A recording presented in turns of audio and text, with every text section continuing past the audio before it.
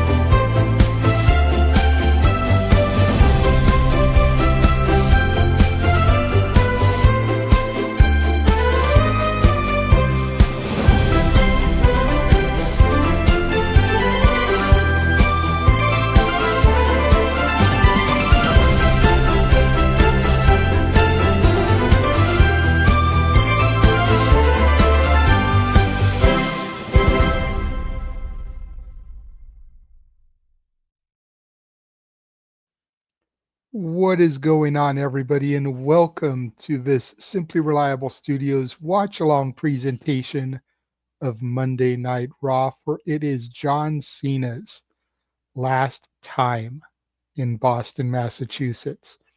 It is I, the Renegade of Wrestling, JJ Williams, here, at least for the pre-show portion, as I don't have a way to view Raw that will keep me in sync with my cohorts for the day. But let's go ahead and bring in the rest of the team for now, as we do have Walter Cruz, Mr. Reliable, and the OBG. Acknowledge him. Big Baller G.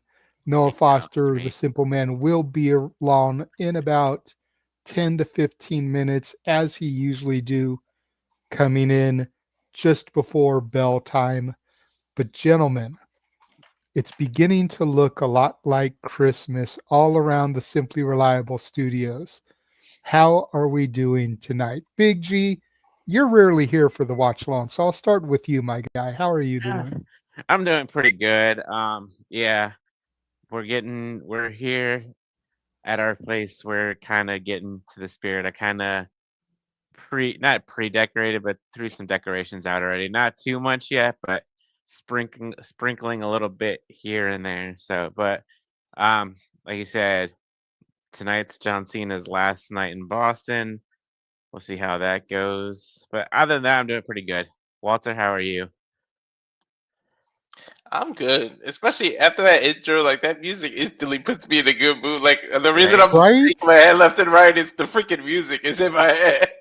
It's so infectious. Like, it is. That was a great song that I found to use. Let me see. I'm gonna see if I can find it real quick and see what it's called, because just the name in of itself told me like this was gonna be a good choice. You know what I mean? Like, yeah, it put me like in an instant good mood. Where is it from the download?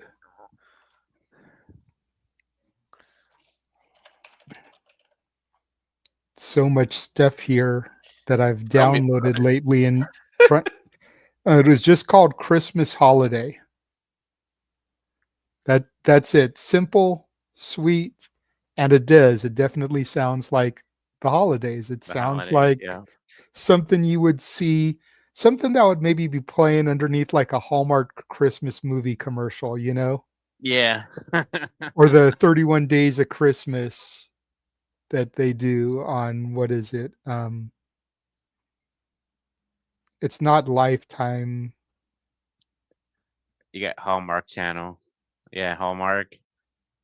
TNT sometimes does it. The 31. Yeah. Then they start showing Miracle on 34th Street. Freeform has it. The 25 Days of Christmas. That's what I'm talking about. Yeah, the 25 Days of Christmas from Freeform. It sounds like something that would be on one of their commercials. Tune in this holiday season and find these same 10 movies that we're going to play over 25 days, 15 times. We should play that in the background when we sell the Noah's Christmas album thing that we do. That like those old commercials that used to come on at 2 a.m. to sell CDs and shit. Mm-hmm.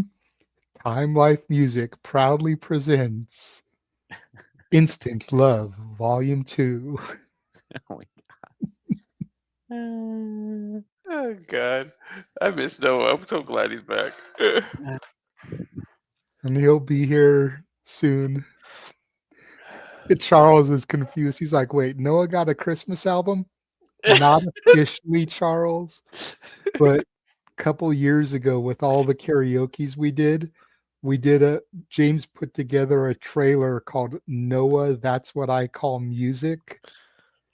And it was like, one of those old time commercials. It was like, if you act now, you'll get these songs. And it was clips of him from the karaoke specials. Yeah.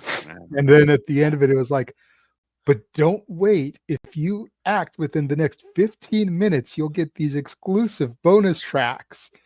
And it had like a couple of like the Christmas songs on there. So that's what Walter's talking about. But yeah, it was like Noah, That's What I Call Christmas, or Noah, That's What I Call Music. Arlene's still waiting on her autograph copy. Right? But yeah, man. So Cena's final night in Boston. After this, we just have next week Raw at Madison Square Garden, Survivor Series, and his final match at Saturday night's main event.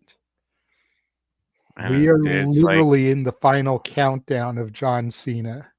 Yeah. And I heard rumblings. Well, at least in the NoDQ chat, Gino had posted that WrestleVotes.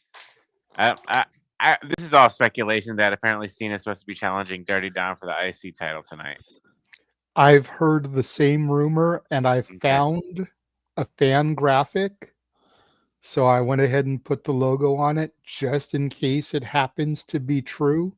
Okay. That way I'm not scrambling to try and do something at the last minute because I'm not going to be on the main call with you guys. Right. No. So I won't know if it's official or anything, so. Well, because Cena's supposed to be opening up Monday Night Raw. That's what I heard, and that makes total sense for him to kick it up in Boston. Honestly, it's perfect sense for him to bookend the show. Have him open the show. Let Dominic, if that's what's going to happen, come out, interrupt him.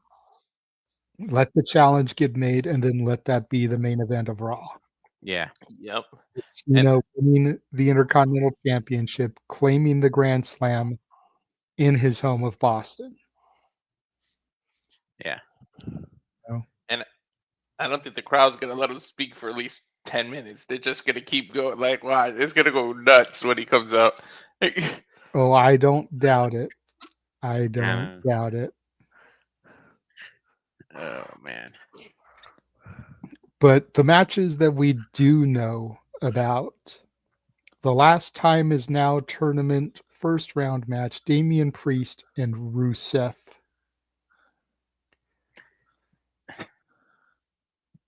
My gut says Priest, but I really want Rusev to win after Rusev basically got squashed by Cena at that WrestleMania. Yeah. I think that there's, even if Rusev doesn't win the tournament, at least have him. I think there's some backstory there for him to try to redeem himself. Miro's old gimmick was the Redeemer. Yeah. That's pretty much what he's brought over as this new Rusev, is this Redeemer attitude. Rusev needs to redeem himself from that squash to Cena. Yeah. If I was making a prediction, I'd have Rusev win too. I would love for Damien to win, but I like Damien, and I think there's more money in Damien. I think there's more money in Damien, but I 100% agree with you, G. I think there's more storyline with Rusev. Yeah. I think you shouldn't have suspended Drew on SmackDown. You should have had Drew interfere with this, cost Priest, and then you could have suspended him. Like, why you came over here and messed this match up and da da da da. Oh, But then again, Aleister Black can pop up on Raw. There's no brand split, so he can screw Priest over and have Rusev go over yeah. that way. True. And then the other match we're having tonight for the tournament, Sheamus and Shinsuke Nakamura. That's gonna be a banger. A literal banger. Yeah, I don't doubt it. And Sheamus still needs the Intercontinental Championship to complete the Grand Slam too. Yeah. The first championship that Sheamus ever won, he defeated Cena for. Yeah. Back in So 2009. I could see Sheamus winning this match, go into the finals again. Doesn't matter if he wins or loses. But Sheamus took his first championships from Cena. He could retire Cena and complete the Grand Slam by taking the final championship he needs as well. And there's story there. Yep, if he wins the IC title. And then look at that. Funny enough, TLC 2009 was on December 13th. That's when he won the title. See, so there you go. So it would actually be the anniversary of it. Wow. Yeah. That was one of the worst ways to win the title, though, but never mind. You know what? Mind that. Let's not even go there because there's still the Intercontinental Championship match with Cody and Big Show where Big Show lost his footing off of the apron and put his foot through the table, and Cody won the title that way. So I can't remember, but I saw it somewhere recently. I think on TikTok. I was like scrolling through, and I was just like, "Why is this on here?" And then Big Show's expression, like, "Oopsie." Yeah, yeah. He's like, shit. I don't think I was supposed to do that." And then we do have two other title matches on the show. We do. Women's tag team titles. Alexa Bliss and Charlotte Flair versus the Kabuki Warriors, Auska and Kairi Sane. And then we've got Stephanie Vaquer versus Raquel Rodriguez for the women's world title. Both good. Both of these matches should kill it tonight, especially the women's tag title match with Flair and Alexa versus the Kabuki Warriors. See, I think this match right here could lead up to a potential female War Games match, but with because didn't Rhea break her nose in Australia? I think so. And then we haven't seen Io Sky since then either. So, but I don't with Survivor Series literally 3 weeks away now. I don't think. I mean, typical WWE booking, they could have it booked and ready for Survivor Series, but I could see. But then you would have to add like two, because you could have Charlotte and Alexa, Rio, Io, and then the Kabuki Warriors, and then you would have to find like 3 more for the Kabuki Warriors side and 1 more for Rhea's side. But I don't know. I couldn't name anybody. Well, you could throw Tiffany on the babyface side. Okay, and Jade and on the throw side. Jade on the heel side. Yeah. And then you just got to come up with 2 more heels. Yeah, because like Walter said, the brand split is dead. Like the brand split. I feel like they really screwed the chance. You did this story in NXT where Kalani got kicked out of NXT. You don't want the champions there. You could have did that TNA for the women. You should have did TNA led by Kalani versus NXT, and you should have did it that way since nobody wants Kalani in the NXT locker room anymore. And then like I feel like that's a missed opportunity. And that would like years ago, like they did at Survivor Series, they could have showcased NXT to main roster eyes, quote unquote. Yeah, they could do that. And then we got Steph. Oh, go ahead, JJ. Looks like you're about to I say was something. gonna say, because remember, I'm still kind of like out of the loop on what's been happening, but I thought I heard someone say that Lash Legend debuted on Yes. SmackDown. Yeah, she Yeah. did with Nia Jax. With Is she a Nia- babyface or a heel? She's with Nia She's the Jax. heel. Okay, she's so the there heel. you go. You put Nia and Lash, Yeah, I could see that. and that gets a big spotlight on Lash, putting her in that type of match, like right out the gate. Yeah. Because they haven't booked anything for Survivor Series yet. No, because they're trying to get through these shows, I think. Yeah. What's I think awesome they for really want to get through these couple of big Raws. Yeah. You know, we'll probably start getting some stuff planted tonight here, if we're being real. Yeah. Because we do have the men's side of War Games potentially getting built up tonight with after last week's Raw with the Vision and Logan Paul. It is official with Lash too. She's on the SmackDown page now, so she Okay, actually got good for called up her. without it making a roster thing. Well, see, that's what they need to do. They really don't need to do the draft. I mean, they do need to do a draft or something because What they should do is do a draft, but actually just draft people from NXT. I used to say like you Well, have if all you these do- Because sports if you think things. about what a draft is calling up collegiate athletes to the Yeah. major leagues, to the pros. Yeah. Yep. So Yeah, you're you're right. drafting people that are in Evolve.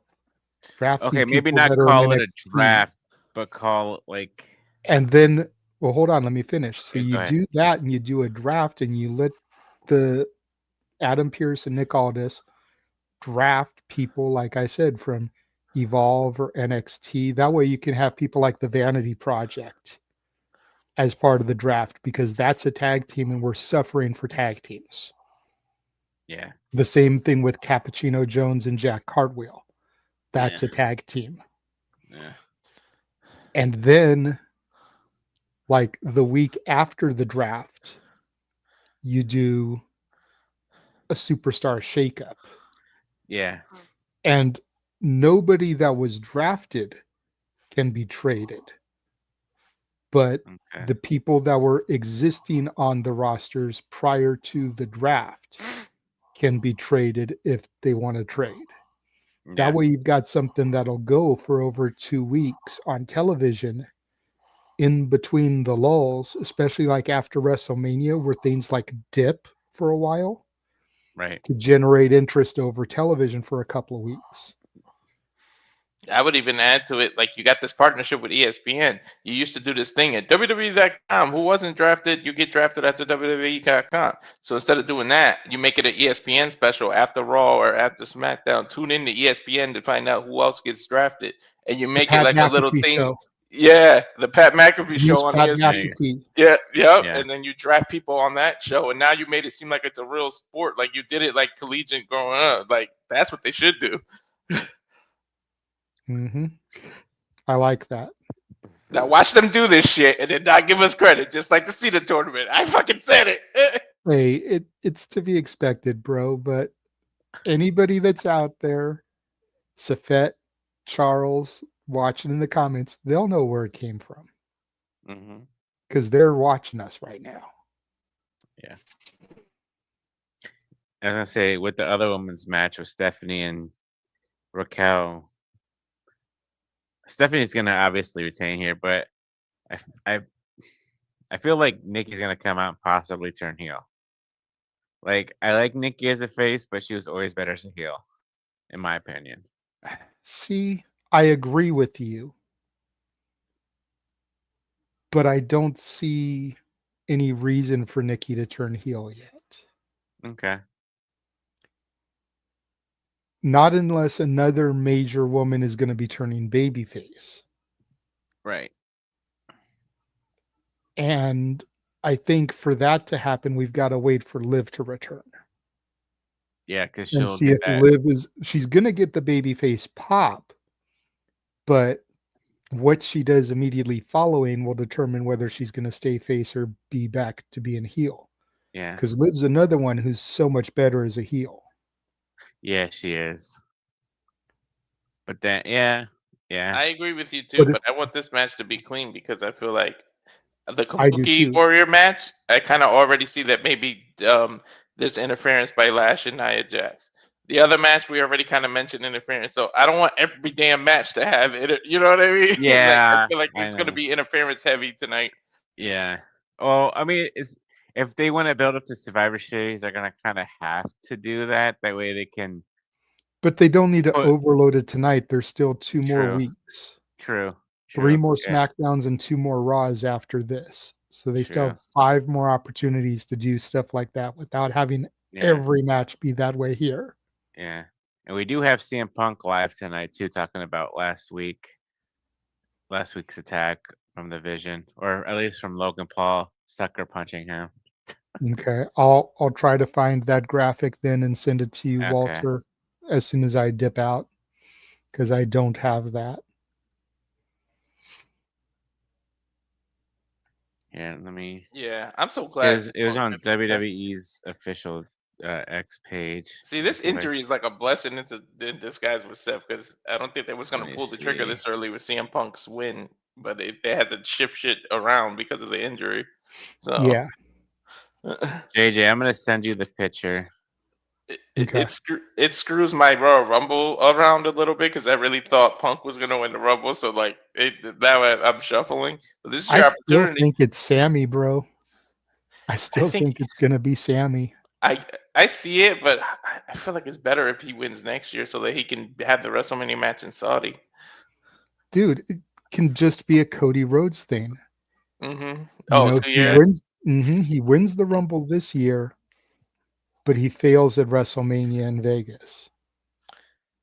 And then maybe next year he doesn't win the Rumble, but he wins the Chamber.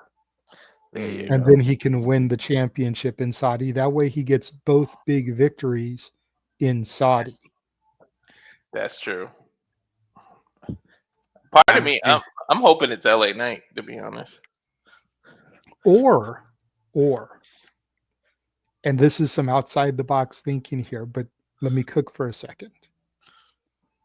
They've always said that the winner of the Rumble gets a main event opportunity at WrestleMania. Never said it had to be at that year's WrestleMania. So what if Sammy banks it and says, I'm going to use this for a main event at WrestleMania, but it's going to be next year's WrestleMania when we're back here in Saudi. Hell yeah! In front of the I Saudi like crowd, that. he can say I that. like that idea, but yeah, that'd be pretty cool. Then they're like, well, what do we do for the other championship? Oh, then the Money in the Bank comes even a bigger role that year too because of that. Mm-hmm. And hey, they did The Rock versus Cena and advertised it a whole year in advance. Why not do it with Sammy? That's true. But then we have the Chamber the following month. That's for the other title shot. But what happens to the other title? I think that becomes: do we do a tournament? Do we do the runner up from the Rumble gets the title shot that year since Sammy wants to bank it? Like, there's a lot of different intricacies. That can be. Do we do an option C type of thing like TNA, and maybe the NXT champion is like, I'm done with this belt. I want to challenge for the WWE championship.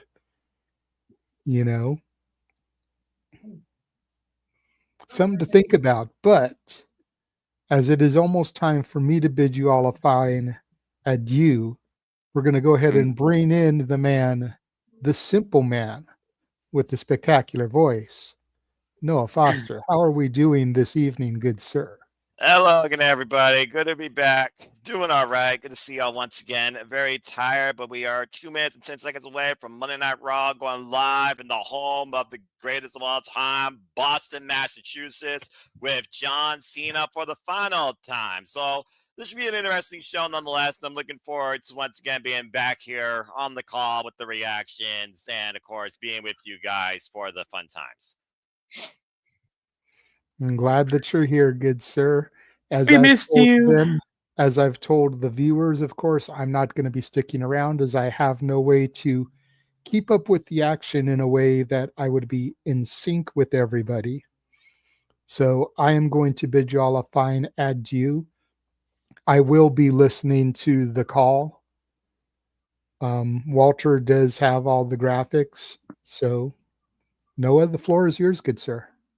Well, it's not about me, it's about wrestling, as the floor belongs to everybody. That's what the Steelers Studio is all about. So first and foremost, I acknowledge the OBG1 in commentary. It's only been one other time I've been on commentary with him, and I'm looking forward to getting not only his takes on John Cena, but his takes on Monday Night Raw. So first and foremost, Big G, it's good to see you, and thank you for that warm welcome, good sir. How are you?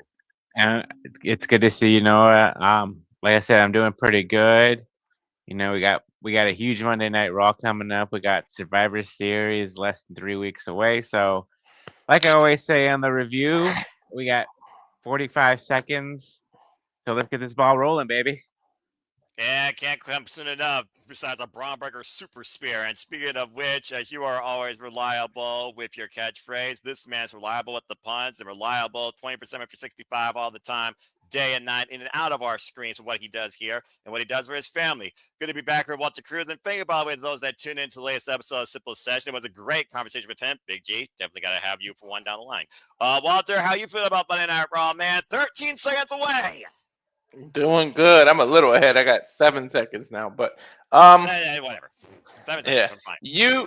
So for 5 seconds, I'm gonna show you the graphics because I don't think you've kept up. So Well, I mean, I wouldn't be able to do my job if I didn't keep up. But again, the last time is now tournament begins. We got the WWE Women's Championship on the line. We got the WWE Women's Tag Team Champions on the line. And more importantly, the biggest reason why we're here as the live event is about to start. John Cena for the final time in Boston, Massachusetts. And so much more to come, as Big G also discloses. We are on the road to Survivor Series War Games, coming to us from San Diego. So without further ado, if you're along with us for the ride, hope you enjoy the commentary, reactions, and the good old times that we're going to have here.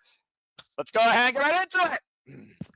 I gotta get my wife on. I'm noticing a piece of the light is hanging a little bit. She's gonna get pissed. See it.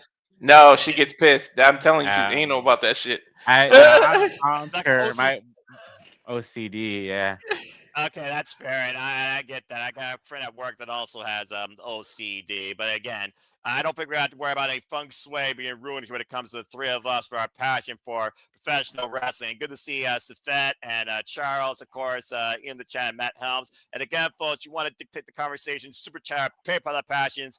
It's as simple as that. We're on this together. And again, welcome to the home of the Red Sox and the Celtics. This is Boston, Massachusetts. We are live tonight, Monday Night Raw, as we welcome in for the final time John Cena, and welcome you all in for the upkeep time here at the Super Reliable Studios. As the last time tournament is now, will kick off tonight with first round action. There you see the King of Strong Style, Shinsuke Nakamura, making his way to the ring with a banger against Sheamus, their first one-on-one match since 2024. Why Damien Priest, for the first time ever, goes one-on-one with the Bulgarian Brute, Rusev and John Cena with a very tumultuous history.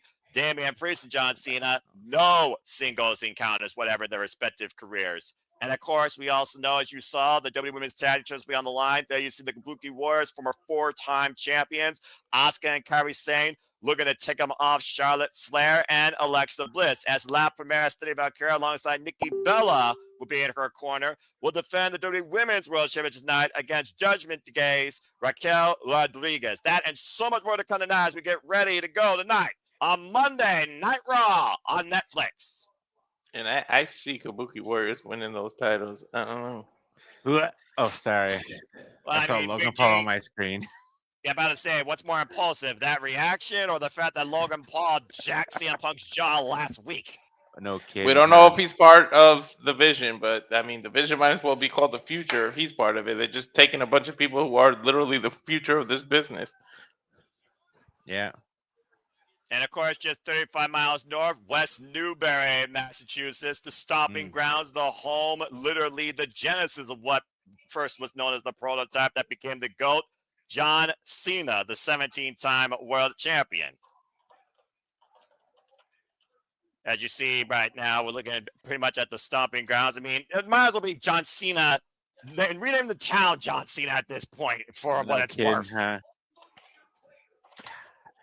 I mean, it's gonna be an emotional speech. So- I said the crowd ain't gonna let him talk for a while. Yeah. You think? So, Noah, I'm literally going to Monday Night Raw 2 days after John Cena's last match. How are you going to feel with that atmosphere knowing that John Cena is not going to be in I any don't capacity wrestling? I don't know. Well, there's a Well, raucous his time crowd is up. there. At the 617, apparently, that's the air code for those that don't know, for Boston, Massachusetts. That's the Boston. crowd on here in the TV Garden. Whoa! Oh, Triple H out in the ring. He's probably gonna introduce him. Well, I Mhm. mean, you want to talk about a man with history of John Cena. Let's not forget John Cena and Triple H pretty much defined each other and John Cena's early career through WrestleMania 22. Again, if it Yeah. wasn't for Paul Triple H being injured, we would have had a rematch at WrestleMania 23. And instead, we saw him take on who many have called the GOAT of WWE, Shawn Michaels. Yeah. I'm so pissed. I still want Shawn Michaels to have won that title, but apparently, according to Shawn Michaels, they offered him to win, and he just didn't want to start taking championships again at that point in his career. Well, it's one of those things where some people in this business actually know how to work for the benefit of the business and not the selfish nature of themselves. And there's no arguing, Big G, Exactly. when it comes to Paul Levesque. He is nothing but business, as he's literally redefined WWE.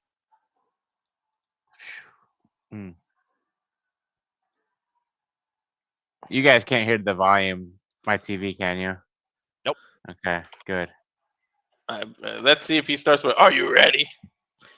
All right, Yeah, now, I this think is he's this just, is about Cena. This is about Cena. exactly. Yeah, look at the swamp of green out there in the audience. Very Christmassy. No, that's John Cena's shirt. I know, Right. I know. It's very Boston-y. Thank you, Big G. You're wearing red. I might add, you're wearing red. Yeah, I'm wearing the original John Cena farewell tour hoodie when it first Yeah, came you're wearing out. the first one. Yep. There we go, This is BG. the reason we're here for nights like this. Thank you, Walter Cruz. I will leave the transcript to you. You are Mr. Transcript tonight. Everybody has their opinion when it comes to this business. Ain't that the truth? It seems like everybody has an opinion, whether it's the fans, whether it's the people in the back, or the people running business. Everybody has an opinion on who the greatest of all time is. And that's The always thing going to is, be. you could spread it a million different ways.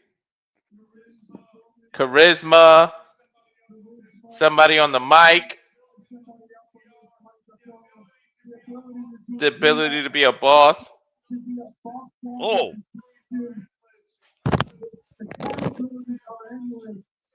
The truth is, they're all subjective. I have the unique ability. to sit on a Walter, jet I'm like lag. literally like 1 second behind you. That's so funny. it's really ironic. It's like echo chamber. He's a performer, a businessman. He gets to be on all sides.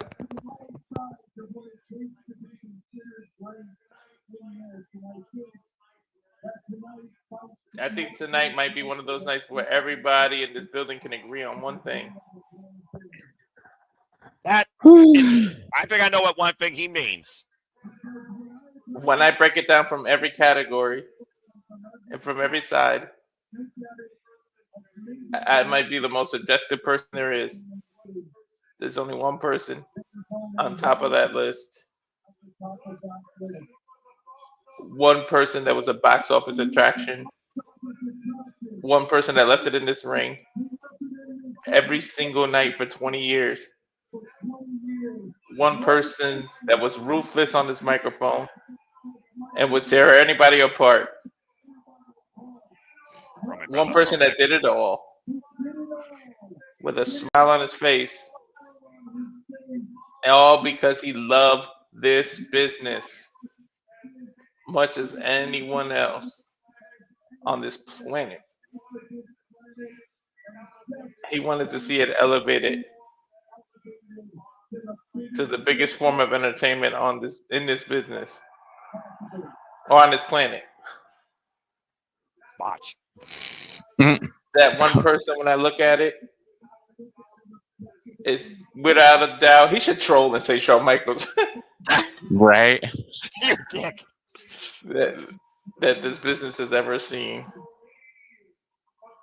For me, objectively, is without a doubt the greatest of all time. And it's my honor and to bring him out in front of you all. On your feet, ladies and gentlemen, your hometown hero, the greatest of all time, John Cena. That's high praise coming from the boss. Not to mention a guy that he's literally taken and won the championship from multiple times over, and what might be the biggest pop this year for the goat of WWE, because there is truly only one, John Cena. Whoa! Do do do do. I think the TD Garden just shook its rafters, Big G. Yeah. You know what? If I was still in Connecticut, I damn sure would have went. I want to put that would have been a 3-hour drive. I want to put this in perspective for you guys. John Cena, the GOAT, as we know, has had over 2,300 matches. Over 2,200 plus of them was strictly in WWE. Outside of that, he was in Ultimate Wrestling Federation in California. His first match ever in Boston, Massachusetts was as the prototype against Chris Chetty in 2001. The last time he was here in this city in a WWE ring was on Monday Night Raw when he was the United States champion, defending it against Big E in 2015. And now a decade later, for the final time, John Cena is back on Monday Night Raw in Boston, Massachusetts.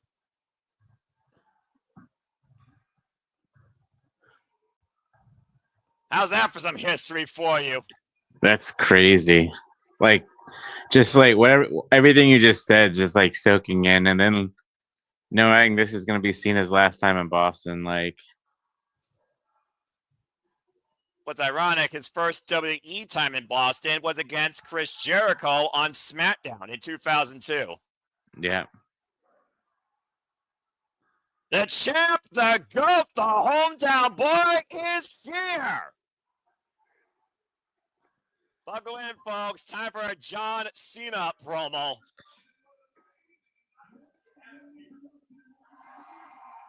I can't even. Somebody else gonna translate. It's gonna be too much.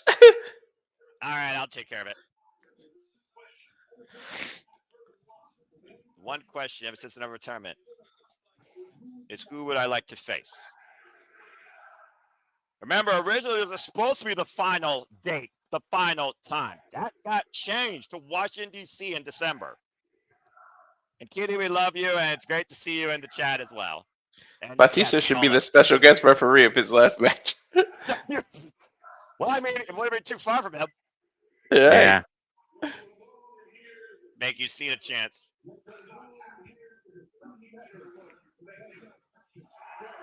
What happens here is a team effort that does not have it out every one of you. That includes us, as he says, thank you. I owe Cena a lot. Like, out of nowhere, the dude followed me on Twitter. I don't know what the hell I said. I don't know what sparked it, but I was like, holy shit. Yeah, he's fine. Yeah, go ahead. He follows me too. I think he just randomly chooses people. Oh, okay. But there's one thing you can say about John Cena. He might be the most selfless man in the professional wrestling business, if not in WWE history. Goes to leave his business better than he found it. At first, I didn't even think it was him. I thought it was like one of those fake accounts. I thought so Right. too. Yeah, but you saw the verify and you're like, holy yes. Mhm. Yeah. Talk about how the fans have been gracious enough to put up with over the years, through the good times, the hard times, the bad times. Tonight, the time is now tournament. Still upset that I mentioned it and they took it. Damn it! I need some royalties, Cena. You're never gonna get them, dude. Just take the self-pride and just be humble. And they're gonna have to bring it because it's not gonna go down without a fight. You damn right. Whoever wins this tournament, there is not gonna have an easy time with John Cena. Nope.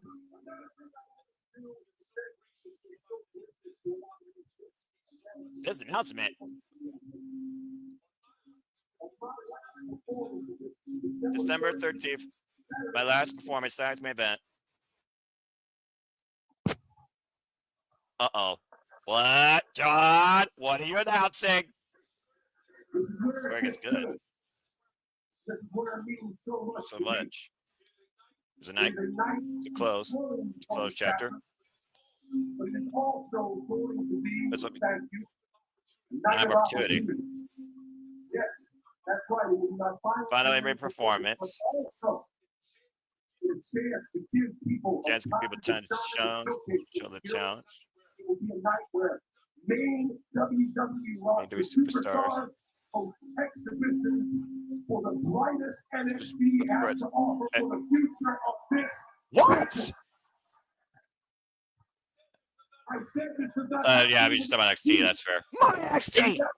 interest in what goes on. Mm. You will cease to exist. So just about 13th. Paving the road ahead. And that's what he wants to do. Okay. One last ask. You also for this one because it sucks. I wanted to come to Boston one last time. Want to come to Boston one last time. There you go. I think Big G, your TV turned up on its own or something. Now I can hear you. All right, now I'm turning it back down.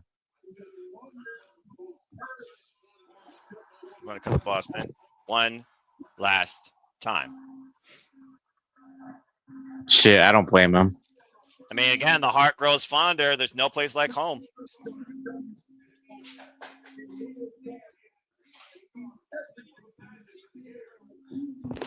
Do the magic in the TD Garden.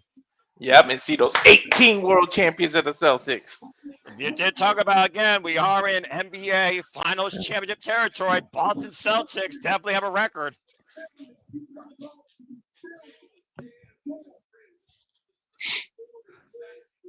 Do a stand in this ring and say thank you. Cena's definitely crying. Ah! Oh, Dirty Dom. Well, you knew someone was going to have to spoil this homecoming.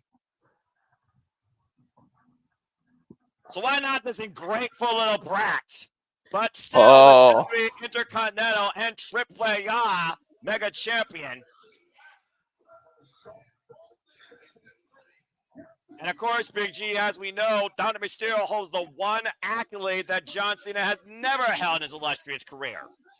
Exactly. And we might be getting that match tonight or right now, actually. Nah, you got to save that for the main event. Cena wants to get out of there. He's going to do it now. The time is up. The time is now. But truly, This is the most insensitive way to show disrespect to John Cena, in my opinion. Yeah, you're right, Kat. His neck tattoo did get some addition. Did you hear the reason he did that? It was to spite like his either brother-in-law or his wife's uncle.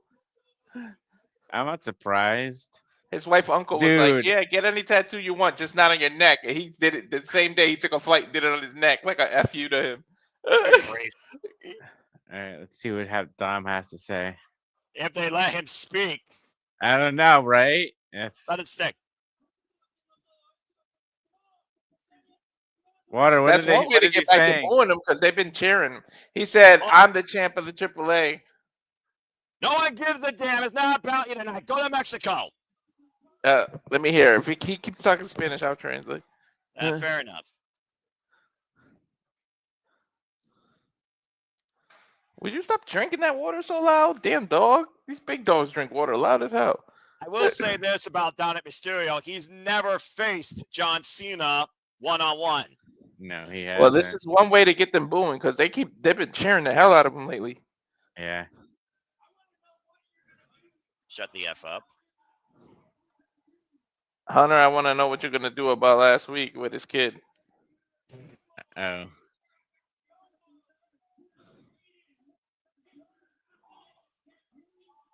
Man, he has not been booed this loud in a long time, and I rightfully know. so.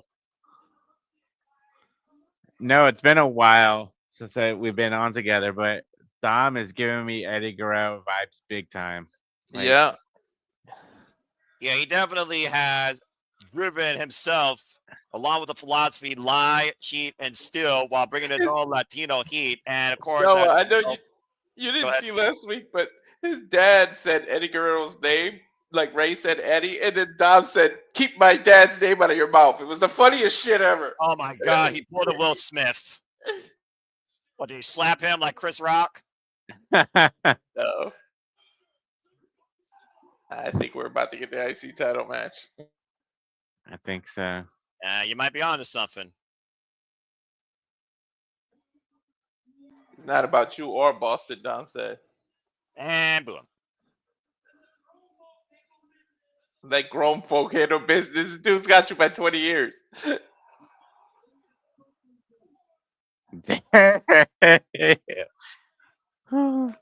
Or I could put you down. Well, this was the moment that Dom Mysterio officially fucked up. Mm-hmm. Yeah. I wish Cena would like rap on him like one final time. What I wouldn't give for a freaking Thugonomics rap from John Freestyle. Cena on that time. This will be the place to do it. Yeah.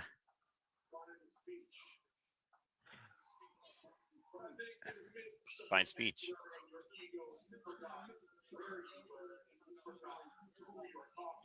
Ooh, you forgot where you are and who you're talking to. About to say, this ain't your father. This is John Cena, Dominic. Joker, what are you doing? He said, "I'll give you a chance. Tonight you don't have a chance. Oh boy. Tonight I'm invincible." Super Cena. Do do do do.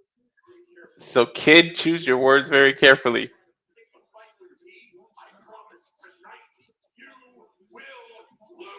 If you want to pick a fight with me, I promise tonight you will lose. Wrong time, wrong place. Wrong guy.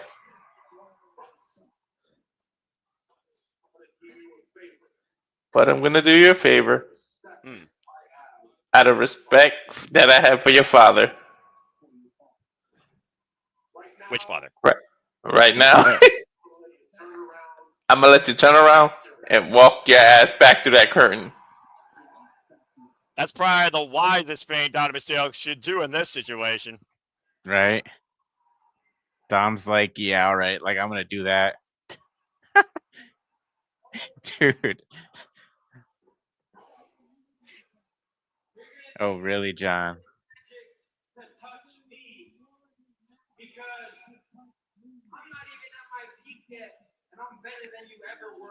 I'm not even at my peak, and I'm better than you ever were. Dang. These guys need to go farther up than Eddie Guerrero's in heaven.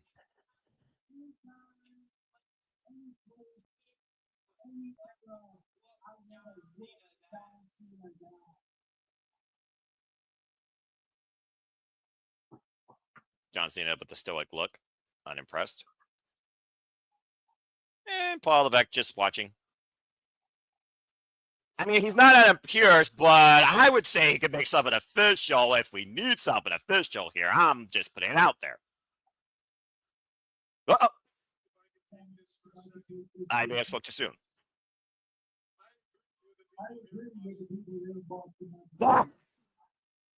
Oh, saying fuck you, Dom? Yeah. Yeah, I agree too.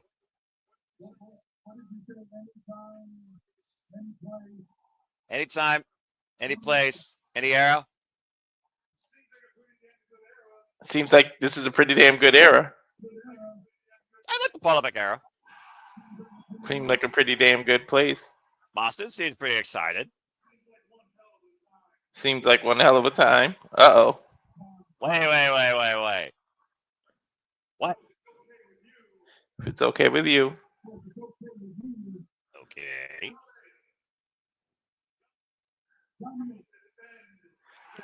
You will defend that IC title What? tonight, right here, right now. What? It is official, ladies and gentlemen. And coincidentally, I already have that. Dominic Mysterio versus John Cena for the Intercontinental Championship right now. Hey Noah, we kind of knew this was happening. No, wait. Hold on here. Come on now. He only had 2 matches left. Well, okay, we got Intercontinental Championship match, and it's next. Come on in, Raw. And it's the one title Cena has never won. What the hell? I have to go to Commercial break. Oh yeah, I'm back. I forgot. Fuck television. Yeah, for those that are in the chat, you know what I'm about. First and foremost, you feel the energy, you felt the electricity. It was a habitable atmosphere from a humble man to a disrespectful twat. And apparently, this is John Cena's last chance, I would say, to get the Intercontinental Championship. What the hell? Crazy. That's So right. hypothetically, just imagine John Cena wins tonight, Yeah. defends it next week at the Garden, defends it at Survivor Series, and then whoever his final opponent is, Challenges him for it. Yeah, he puts it up in his last match. that could be Sheamus. It could be Sheamus Sheamus. Yeah. Somebody, Yeah, Sheamus is tonight. His first round match. like I miss Hulk Hogan, but they need to stop with this Real American Beer commercial. Go ahead. The man is passed. Yeah, and also I don't acknowledge commercials, and I also just leave the dead where they are because if you I almost forgot. there it is. Look at producer man staying on point here.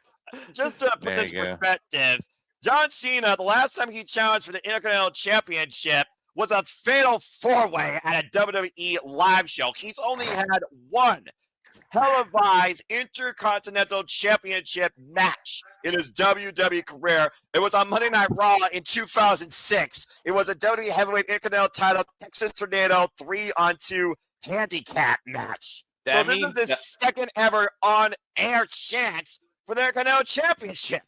So if Cena wins it, that means Dom is going to lose the IC title to Cena. And you know the match with his dad is going to be for the one title his dad never won, the AAA title. So he would have lost both titles to people who have never held it. And 2 people that need to cement their legacy. And 2 of elderly people. Like he would have lost it to 2 veterans that both need one title to get true Grand Slams. Yeah.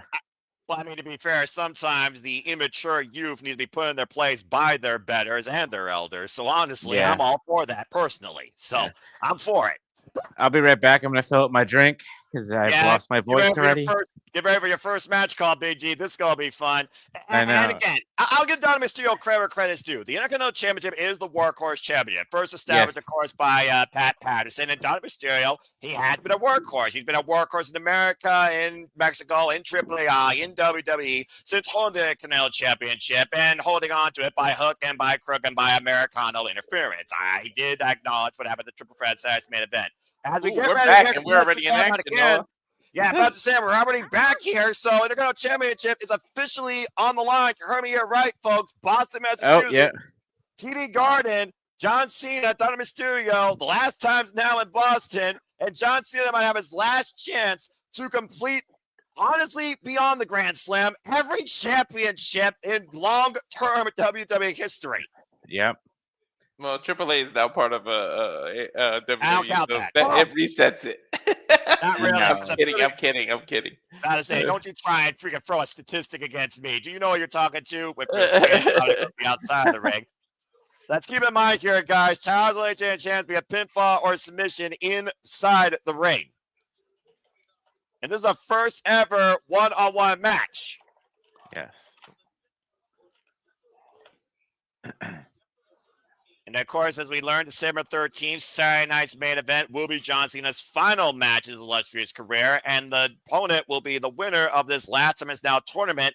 First round action to come tonight, Rusev versus Damien Priest, and Shinsuke Nakamura versus another man that has never won the Intercontinental Championship in his career, Sheamus. Shout out to Joe Tessitore, Wade Barrett, Byron Saxon, Jackie Redmond, Alicia Taylor, the correspondents for Monday Night Raw. As Dom's looking to take a cheap way out, you know John Cena's not going to let Dominic Mysterio have an easy day at the office. Time to go to work, kid. Exactly. He smacked him with that left hand, his primary hand, too. We know Cena's a lefty. Well, we also know, Big G, that John Cena has always been a fighter. He's been a fighter as a life. Oh, man. Yeah. If Big Match John ever needed to show up tonight, it would be tonight. Yeah, the invincible version of himself, as he so eloquently put it. This is a big match for John, like And you in guys fact, mentioned. Before I came on here, I was watching John Cena defend the United States Championship against Claudio Castagnoli, a.k.a. Cesaro, the title that John Cena put on the map in his first ever title he won in WWE. To put the spinning flag on it. Yeah. It's crazy that his first title was a U.S. title, which was a mid-card title. His last title could be the IC title. And you know what? That spinning U.S. title was way better than the spinning WWE one. I like the U.S. title better. Yeah, the U.S. title. Yeah. I think it was more subtle. That wasn't subtle. Yeah. Face first, there's still ring steps. Goes John Cena as Don Mysterio goes inside to break the count. And you know Don Mysterio would take any win by any means necessary. Imagine what it would mean for this young upstart, as much as I hate to say it, if he gets a win over John Cena tonight. That'd be crazy. Referee's count up to 5 right now. I don't think his father would let him, to be honest. It's his father in the building is what I'm wondering. And which father are we talking about? Cena's father or Don Mysterio's father? Both. Yeah, right. Dom's dad is going to pop it. I'm so sick of them doing this 9 count thing, because one day something's going to happen where somebody trips or something and they really can't make the 10 count because you want to play this game. To be fair, that already happened. To be fair, that already happened, guys. Remember, AJ Styles got caught on the ring table and couldn't make it into the ring before the 10 count and lost the United States Championship to Kevin Owens at SummerSlam. Well, was that planned, or it really wasn't a mistake? Well, if you ask Paul Levesque, everything in WWE is planned. What I mean is it's going to be an unplanned where the person can't make it because you keep trying to play that stupid game. Well, take something for likely and you see what happens. Hubris be your own downfall. Reality is a cruel mistress. Don Mysterio trying to drown out the noise right now of the TD Garden. You ain't drowning out that noise. It's too much. No. And that noise is 100% authentic. Yes. Yeah, that noise, it's basically like the Celtics winning a championship. You ain't quieting that down. Oh! Boom. Big DDT by Don Mysterio goes to cover, bad plus the far leg, and a 2 counts. God. And this match continues here on Monday Night Raw. Stay tuned. Fuck television as we take another commercial break. Remember, this is a normal match, so countouts and disqualifications count. So there is a way to get Dom out, keeping the title without having Cena lose. Yeah, but let's just go ahead and look at the father history with John Cena, shall we? Rey Mysterio, and more particularly Orale, Eddie Guerrero. It was Eddie Guerrero that challenged John Cena way back in a different era. At one point, to a friggin' parking lot street fight over his friggin' lowrider wheels. Oh my God! Remember that? Remember that? And the cars were around in the middle. Yeah. Oh my God. The Raw fight feel, right, Big G? Eddie had the chain and everything. Yeah, that was when Eddie was really deep into that lie cheat deal. Yep. And of course, Rey Mysterio, as we know, has literally faced John Cena over the WWE Championship. Hell, both men were WWE Champion at the same time in one night. Mm-hmm. Yep. As we got another commercial break here, I just want to go ahead and again acknowledge everybody there. Kitty, Safet, Charles, thank you all for tuning in. Hope you're enjoying the conversation. Again, do you believe that John Cena deserves to be Intercontinental Champion before his career is done? Is this his one and done? Could this set up another rematch at Survivor Series? Because to Big G and Walter's point, my bad. There are 3 dates left. The Garden, the Mhm. actual Garden, Madison Square Garden, Survivor Series War Games, and then Washington, D.C. We know Washington, D.C. is going to be a definitive match, his last match. We don't know what's Yep. going to involve the championship. We have no idea, though, what Madison Square Garden or Survivor Series War Games is going to involve. Mm-hmm. Just some food for thought there. Yeah, That's true. definitely. And of course, Big G, as you will know, big show, John Cena for the United States Championship happened in Madison Square Garden at WrestleMania 20. And that's where John Cena won his first title. So could you maybe see this match escalate somehow to the Garden next week, where John Cena could win his last title if Dominic Mysterio takes the bitch way out tonight? I could see that happening. That would be very interesting. Or, yeah. If John Cena doesn't lose it tonight, he does it again next week in Madison Square Garden. Yeah, I just don't know if I would sell for this to devolve into some debunk like tag match player with Rey Mysterio. Of course, Rey Mysterio, who got punked by his own son how many times this year? I mean, I just hope the winningest champion in the history of WWE doesn't get this title. Bacon. the one opponent that we can't see even less than John Cena, and I don't think that person John Cena's ever faced. Exactly. But if they go that way, you could have Ray win it, and now that's how you get to the Ray Dom again. There's a whole different perspective here as we're back here on Monday Night Raw trying to reset the identity of the Intercontinental Championship. Dominic Mysterio on the apron, slingshot inside, catches John Cena's knees though, and John Cena creates separation.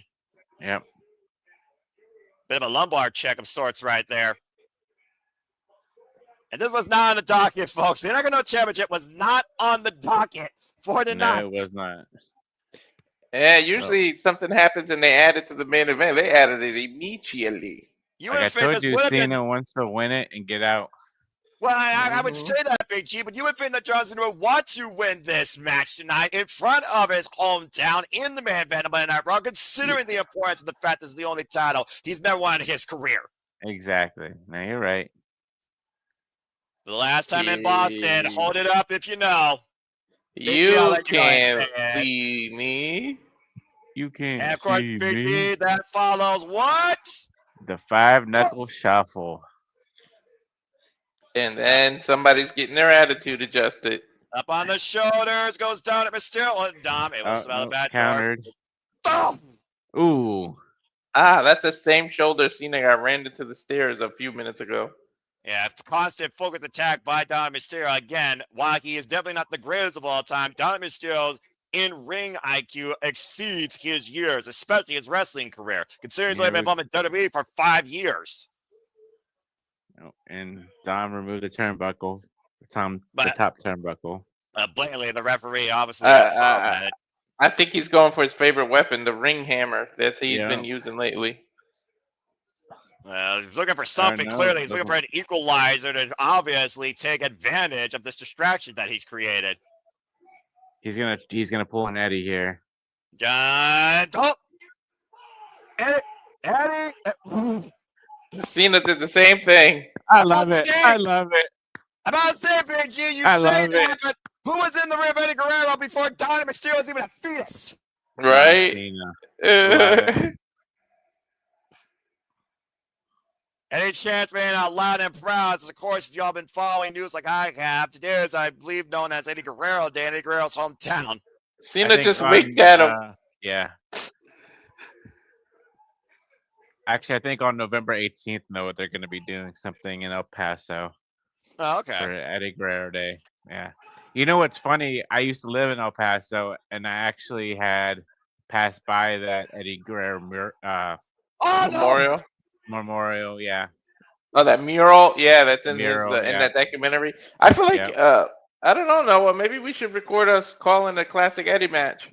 I mean, and release it on the anniversary. Oh, he tapped with no referee. Yeah, I'm about to say the referee got come bumped on, over Cena. Eddie Guerrero here. Cena, really? There's no ref in there, and you're You celebrating. know what? We should do maybe the Lesnar versus Eddie when he won the title, and then release it on the anniversary. I Oh, mean, there you it go. was probably the biggest match of his career, and why John Cena's looking for the last big accomplishment of his career. Again, the referee has been taken out of play. Now Mysterio now seizing the Intercontinental Championship, and John Cena needs to be aware. Needs to turn around on Mysterio right now. Poison the title and can't. TD Garner trying to win the match. Swing a miss. Yeah. And Cena Bam. now to go shoulders. And it's an adjustment. We need another ref. Come on, Get Rap. the 115 non-generic referees out here. What the hell are you doing? Oh, 1, 2. We got One, a champion. two. Ah, WWE's Drake referee didn't count the 3. Where's Charles Robinson when you need him? Right? Right? That would've been it's perfect for him. He would have to run all the way from SmackDown. He can do it. He's already ran a mile and a half. WrestleMania 24 proved it. Yes, he has. Maybe I should pause it for half a second. John Cena right now needs to regroup and refocus here, knowing how close he is to winning the only title he hasn't won in his illustrious 2,300-plus match career. Dropped toe by Don Mysterio, though. And now Dom 619. looking to dial it up and busted. Tiger fake kick. Dang. I could have sworn we were in the 617 area code right now. Well, right now, looking to drop for the the frog. dime. Now the peg bomb on Cena. Frog smash. Oh, snap. Cena. Super Super Cena. Cena! Up on the shirt goes down. Bam. 3! 2, 3. And we have a UFC champion. Cena wins! Holy Cena has shit. got the only title he has never won before. John Holy Cena just completed the WWE Grand Slam. John Cena is the new WWE Intercontinental Champion. I can't fucking believe it. And new! Once again, big match John prevails. You said He's it like, before, I Ricky. didn't think I was going to win this, but I guess I did. That I don't know if it was on his Christmas list or not, but I mean, it was on his bucket list again. With 3 matches left, John Cena might literally leave his career as a champion. Attitude Adjustment connects emphatically. Perfect 3-count middle of the ring. John Cena just won the Canelo title. Crazy. All right, good night, guys. I'm Awesome. going to bed. No, I'm kidding. Yeah, honestly, is that it? Are we done with the show tonight? right? Is there anything else we Who need would to have thought in the same year, 2025, Cena became a 17-time WWE champion and an Intercontinental champion? And he went heel. And he went here. And you can say it one last time, Big G and Walter in chat. The champ Champ is here. here. Congratulations to the 190th WWE Intercontinental Champion, the GOAT, Crazy. John Cena. Well, Many I know what people's we're vote. talking about on the review tomorrow, Noah. This will be one of the Yeah. topics. Yeah, I'd be shocked if we didn't talk about this. I don't think Gino's the moderator, but Gino's got to be jumping up and down. It's Oh, yeah. it's virtue. It's virtue. Well, it's not The Rock, it's not Roman Reigns, but I acknowledge John Cena for this incredible accolade. To your point, Sheamus has not done it. John Cena has won it. John Cena just completed the entire resume of Woo. original WWE championships. That's amazing. Crazy. What a moment. You can't see me. My time is now. As we go to the Crazy. commercial break, fuck television. What Woo. the fuck? Holy cow. Like, That's I mean, for 3 crazy. weeks, I put on a WWE call of all companies with Big G of all people for the first time ever, doing an incredible job. And we Thank just you. called John Cena win the Intercontinental Championship. Cena is the only one that can afford to be a transitional championship, but it won't hurt his legacy. it won't, because it's his last match. Yeah. And exactly that title, talking about the person that's going to face him, is going to work for it, and it's going to be in for a fight. They'll be fighting potentially John Cena for the Workhorse Championship of WWE. Exactly. After that Cena, I'm gonna assume I'm trying to set up the graph. I'm gonna assume one of the last time now matches got to be next, like after Cena. Either that or Dom Mysterio apoplectic stomping at Adam Pearce's Mhm. office demanding a rematch or a recall. Yeah, a recall. I'm about to say, Okay. after Big D, talk about the Madison Square Garden, you might be on point, but it might be the opposite roles here. John Cena walks in as champion. Exactly. What the hell? Ba ba da ba. Oh Wow. my god. Well, that's a hell of a I never moment. thought I'd be this giddy for Cena winning a championship. I mean, neither. The last time Yeah. John Cena won a championship was literally at WrestleMania, and we called yeah. that a farce. Yeah. Like I said, I don't think Cena winning the IC title was on anybody's 2025 bingo card. I'm pretty sure it was not even on the last time. It's now 4 cards. At this point, we might as well throw away the bingo cards because nothing we have on it ever happens. Just throw them out of the black hole, because apparently you're never going to get anything more. You're going to get a freaking wipeout. You're just going to wipe the whole board at this point. And then it's Exactly. possible. Ladies The only and thing- gentlemen, John Cena is the new Intercontinental Champion. You heard me right. The only thing we would ever get right is the free space in the middle. Right? Probably accurate.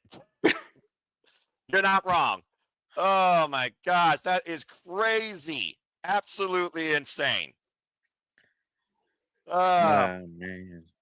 How Well, would I don't any know. of these people be in the same poker room together without throwing a fight? They Well, hate each other. About to say, the fact that you got these men involved in a trailer and it's not AI, as far as we know, just goes to tell you how much they're willing to go double down at WrestleMania Yeah. in Las Vegas at Well, Allegiant Stadium. Well, remember all those vignettes we were getting with people's shoes? This is what it led up to. I know. And that was your perfect way to debut of somebody coming up or something. Well, I think they wanted people to speculate, and that's Of what course. that's what they had us doing. Well, And yeah, you know what's funny? 3 out of those 4 guys on there are Paul Heyman guys. exactly. It's almost it might as well be the Paul Heyman, Paul Levesque WrestleMania. There's a reason why Paul Heyman says I will always be a Paul Levesque guy. And clearly tonight, everyone's a John Cena guy. We just saw the TD Garden here, beautiful Boston, Massachusetts. John Cena win the Intercontinental Championship, which I'm still absolutely dumbfounded by. I know. And look Oh, at this there's that. backstage. The entire Wait a minute. locker room embracing John Cena. We live in the world where John Cena is the Intercontinental Champion while CM Punk is the World Heavyweight Champion. As he embraces Rey Mysterio. You can only imagine how much Rey is so happy for John, but also more than happy to see Dominic Mysterio put in his place. Congratulations, John. Cody.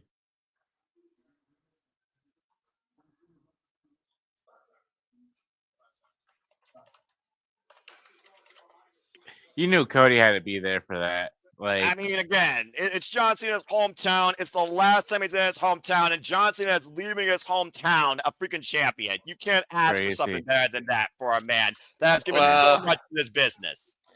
Let TSA know that Cena's bag is getting up 10 pounds heavier. Yes, Right. Or 15 pounds, whatever it is. That's 10 pounds, I think. yeah. That is incredible, though. And you're going to imagine Dom Mysterio's got to be eating so much damn crow. Again, Big G, I call it a hubris or downfall.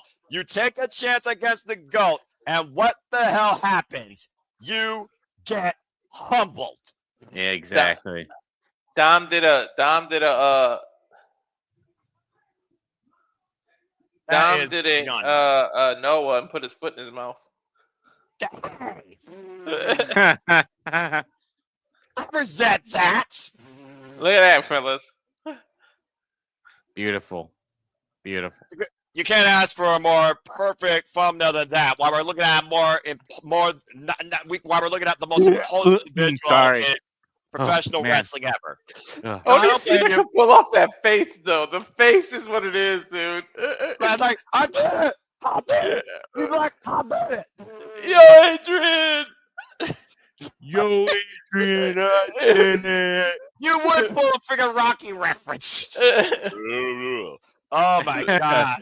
Well, no, that was perfect right there. Whatever you did, that was the perfect Yeah, it was. impression. I'm gonna know to do that all the time. Mhm.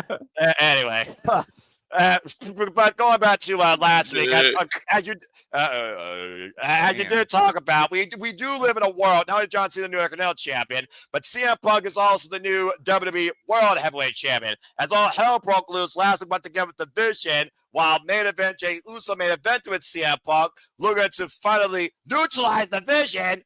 Braun speared Shane back to the freaking mid card. They need to seriously cut a promo and change the name of the Vision. If Seth is no longer leading it, why are you using his nickname as the name of your group? Because at the end of the day, it's not Seth's vision. It is WWE's vision. It all comes down to what Paul Heyman believes the vision is. And the only vision right now that we're seeing is Logan Paul checking CM Punk's jaw with brass knuckles. That was the biggest swerve of the night from last week. No kidding. I saw it was coming though. I saw it. Like I know. But I think Paul. I mean, he didn't officially join. Let's see if they announce it or say something. Well, we're going to be seeing Logan Paul here tonight again. Ugh. And unfortunately, Big G, you might want to make sure you don't have anything solid in your stomach because Logan Paul is in the building. Earlier today, he did arrive, prime bottle in hand, and we probably will hear from the Maverick later tonight. Prime bottle in hand. Later on tonight, yeah. Even my wife is booing Logan Paul. I told you the tournament match was going to be next. Here we go. Well, all rise for Formula Campeon as the last time is now tournament officially begins with first round opening action. Time for Damien Priest versus Rusev for the first time ever one-on-one. Damien Priest with no prior one-on-one history with John Cena. And, of course, Rusev with prior one-on-one history with John Cena over the WWE United States Championship all the way back from WrestleMania 31 and beyond, where, of course, he not only lost it on the branded stage, he lost the follow-up in an I Quit match. Yep. Any proof that the brand split is dead, Priest is supposed to be a SmackDown person. We just saw the Raw and SmackDown locker room backstage embrace John Cena. There is no brand split. No. Aleister Black might interfere with this match, guys. That could be very true. As you were saying, but, go ahead, brother. I was gonna say, but if the brand split was still a thing, I mean, this would be just a one-off opportunity because everybody can be in this tournament, not just Raw superstars. Yeah, if there's any reason to break that, if it was still a thing, it would be the tournament. This kind of tournament. Yeah, I'll give you that. It's not about bragging rights. It's not about brand supremacy. It's about who deserves, who's willing to work, show enough passion to face John Cena in his last match ever. A match that could make or break your career. As Dominic Mysterio's Intercontinental Championship run was finally broken earlier tonight. Coming up next, Damien Priest, Rusev, one-on-one, first time ever. The last time is now. Tournament begins. After this commercial break, we return to Monday Night Raw. No pun intended with Rusev, but the accolade it would be to be the person to retire Cena and to have that last, that's almost like winning a championship. Like, I'm the one that will always be etched in history. No matter if I win or lose, my name will always be attached that I am the one that had the last match with Cena. It's almost like you remember championships and you remember who wins and stuff, but a lot of people forget who they beat, like in terms of sport. And when it comes to wrestling, you always remember who somebody beat on their day, like who when they won their first title. So it's like now this is Cena's last match. Whoever it is will forever be attached to that, and it's like an accolade under their name. Yeah, we're getting a video package for Veterans Day tomorrow. As of course, we honor all of those that not only are currently serving, but those that have served to come back home to tell their story, to, of course, continue to defend the freedoms of our country as we honor all of those. Thank you to the veterans. God bless America. Yeah. Of course, that's always a great moment right there. I respect that. Yeah. You can say what you want about the state of our country, where we live, and who we are, but the bottom line, there's a reason why everybody draws themselves to America as the land of opportunity. And those veterans are those constant people to this day that continue to defend those freedoms. Exactly. We got another commercial break. Fuck television. Okay, So- well, go ahead. I would like to say something here. Please. So it's not really a rant, but so a couple of people, I'm not mentioning names, but said that this tournament was lazy booking. Just to try to get, whatever it is. But isn't the point of having tournaments and stuff like that, you want to have your superstars on television so they don't sit back in catering? Yes. So I don't understand why people have to complain about, oh well, why do we have to have a tournament to decide John Cena's last opponent? Why do they have to like earn it or deserve it? They have to earn to fight John Cena for one last time. But yeah. It's It's the because premise it's what behind Cena's all about. He said now, no opportunity is ever given. You have to earn it. Exactly. But then like people are calling it lazy booking, just to pass the time through December. But if you go back to that review I was on, that's the reason I had this whole idea of the tournament. I said this is what Cena's entire career was about: never giving anything, never taking cheap ways out, but earning everything you got every single step of the way. That's exactly what I said. That's why I said whoever gets this needs to earn it, and that's why I had the idea of the whole tournament. It makes total sense. It does. Because you want to have your superstars on the shows. You don't want them, especially the ones that you really don't use. You want to have them on television. That way they get their chance to say, I fought my way through the tournament, or I won whoever wins the tournament says, I won this tournament.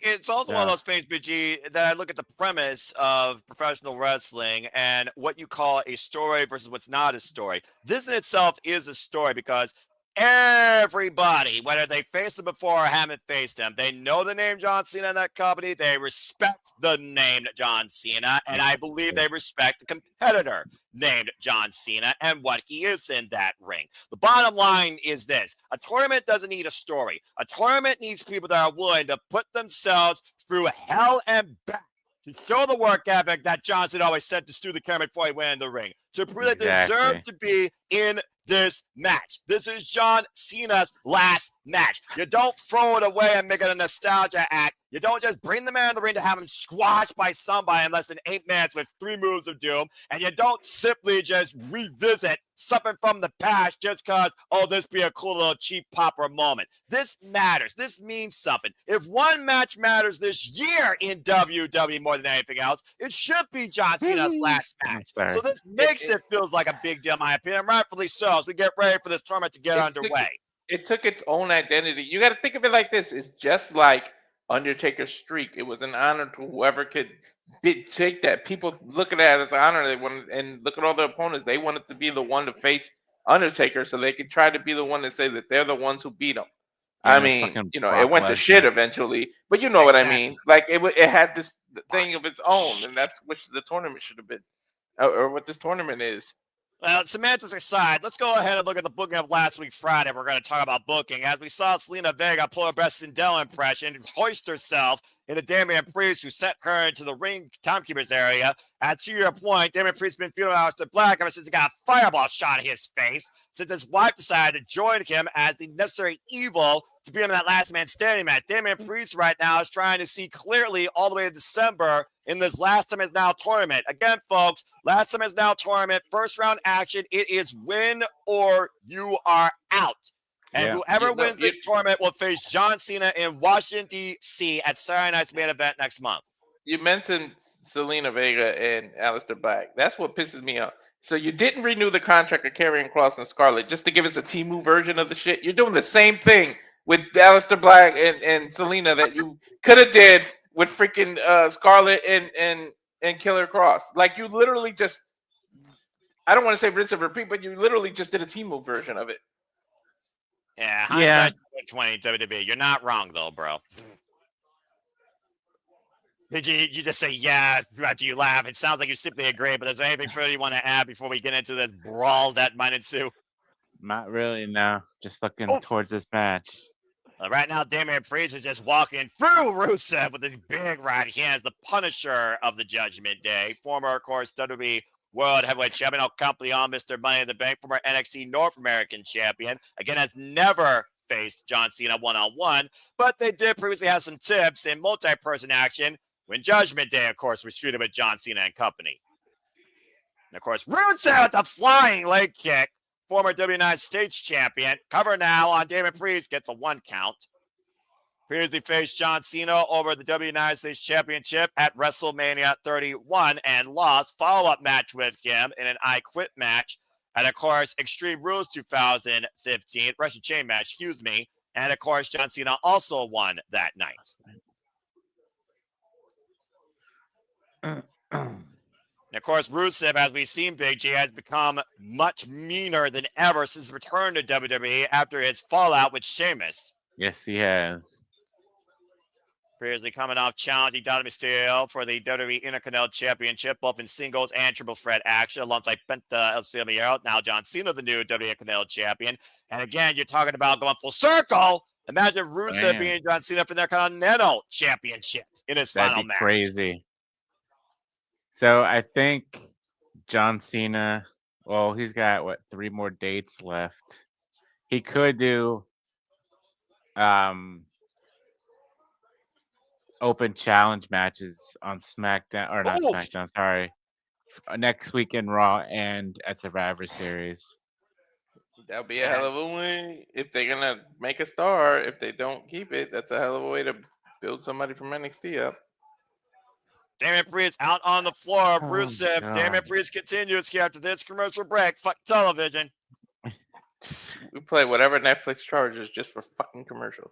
Well, it's one of those things also, Big G, and Walter, to y'all's points, that imagine, for example, now, you almost wonder if someone eliminated from this tournament might take advantage of John Cena if he has that open challenge and go after the Intercontinental Championship. Because, again, if you lose, you're out. You have no guaranteed way to face John Cena for the first time, if not the last time, period. One and done, baby. Like for the football playoffs. I'm about to say, how's that going so far for your favorite teams right now? Dude, this year is a hell of a lot. It's shocking this year. I'll I take your got word nothing to for say. it. Big G, did I hit a nerve? Because I'm not sports, did I hit a nerve? Is something wrong? Yeah. Walter would know, but yeah. Fair enough. Well, I do want to give a quick plug here to Stepboy Mike, who's of course been covering Monday Night Football. So again, if you are tuning into our coverage here at Samoa Studios for wrestling, notably we also cover other forms of entertainment, UFC, combat sports, MMA, as well as of course football, NBA, and MLB, and so many more. And shout out to Stepboy Mike, who's been covering Monday Night Football again. Please continue to follow him and his watch-alongs. And yes, I will be back with him next year to cover the Super Bowl, as that's become kind of a tradition now. The only non-wrestling thing that I actually will cover. So stay tuned for more on that. I might be doing. I'll talk to him, but I might be doing commentary for the Steelers and Dolphins game on Monday night in December. I would love to do a UFC with Noah, because Noah at least can appreciate transitions and things like that in wrestling. So maybe he could take a liking to MMA. What are you trying to do here? Get me to get more stuff on my plate. It's fun, especially if the deal next year, because I'll just get Paramount because I could log it all together and then go ahead. They're getting rid of the pay-per-view model for UFC. It's going to be on Paramount, so I literally don't have to spend extra money on these events anymore. Well, that's probably good for you then. Yeah. and my mom wanted to use this Paramount, so I already have the service. So there we go. There you go. And of course, as I said earlier, Damien Priest, former Campeon Senior Money in the Bank, of course, Rusev, the only accolade he ever had in WWE was the WWE United States Championship. So, been looking for some upswing ever since, of course, coming back earlier this year after his fallout feud, as I said, with Sheamus and Damien Priest right now. And you figure about, again, talk about stories. We're not even thinking about the other stories here. We're thinking about everybody trying to take a chance to take on John Cena in his last match. That's what this is all about. The implications and the importance of this chance, this opportunity. As we are back here once again on Monday Night Raw to see who takes one step closer to that opportunity. Damien Priest and Rusev one-on-one for the first time ever. It's also one of those things you look at the tail of the tape here, Big G. Both men, similar body size, similar style in the ring, heavy strikers. What do you think is one of the key things that, for example, the fact they haven't faced each other one-on-one that Rusev needs to do to overcome Damien Priest? I would have to say Rusev would need to. If he wants. Oh, dang. If Rusev wants to beat Damien Priest, he needs to focus more on the back to get the acolyte in. Nice I know he arrow needs to be there. careful because Cover. Rusev probably has Aleister Black's face on him in terms of what Damien Priest sees right now because he's pissed. I'm sure. But then again, though, I'm is sure that eye Damien is fully thinking about Aleister. Yeah, but again, Big G, thinking about what Walter said, do you think that eye is fully healed? Maybe Rusev could exploit that. That could be too. Yeah. Oh! Bam! What a Machka kick. I know Sheamus got extra motivation now that Cena's the IC title. Yeah. Because he needs that same thing to get to become a Grand Slam too. So Sheamus just got an extra boost in this tournament, like an extra motivation. Exactly. I'm about to say, how much more motivation does everyone in this tournament need? Not only with the fact you could be facing John Cena in his finals match, you could be facing John Cena in his final match for a championship. Whether you won the Intercontinental Championship or not beforehand, to beat John Cena in his final match for a championship is a accolade no one else will ever get. Again, you see that bloodshot eye of Damien Priest right there. Damien Priest literally seeing red right now as both Rusev and Priest are trying to tie up Chara's hamstrings here with these vicious kicks. Jeez. Kick after kick right now. The core of the midsection, the kid is rolling. Fist Boom. connects. And Priest needs something big like this because Bam! What a clothesline. Let's be honest, since losing the World Heavyweight title, he's been on a slide. Yeah. So he needs a reset like this. Yeah, he does. Going Damien for old Priest. school here. He tried going old school earlier and it didn't work out so well. Going once again up to the top, Robin. Catching Rusev with the crossbody. Looking to end this as quick as possible. Again, you also want to preserve yourself for this tournament. You can ill afford an injury here. Looking to send Rusev south of heaven. Rusev finding bad little elbows in the side of the head by the Bulgarian brute. And again, right to the eye. Yeah, there you go. No, you might have been right. Go after that eye. Blind him. Again, if you have a vulnerability in your opponent, why wouldn't you exploit, especially what's on the line here? Big Macha kick again. Drops Damien Priest. That might be it. Carver hook of the parlay with that. And Rusev wins. Rusev wins. Wow. Damn. And an emphatic message to John Cena saying, "You can't see me." And Damien Priest clearly did not see that kick coming that knocked his lights out for the 3. Damien Priest has been eliminated from the last time it's now tournament. Rusev advances. Jeez. Crazy. Let's go ahead and take a look at the replays here again, Big G. You saw that fumbling eye, that moment right there, and he continually exploited that eye, blinding Priest, who had no idea. That big running Machka kick knocked Priest out for the 3. Yeah. So, wow, I'm thinking the women are going to get the main event. If the Cena thing happened immediately, I hope it's the... I'm sure it's going to be Stephanie and Raquel Rodriguez.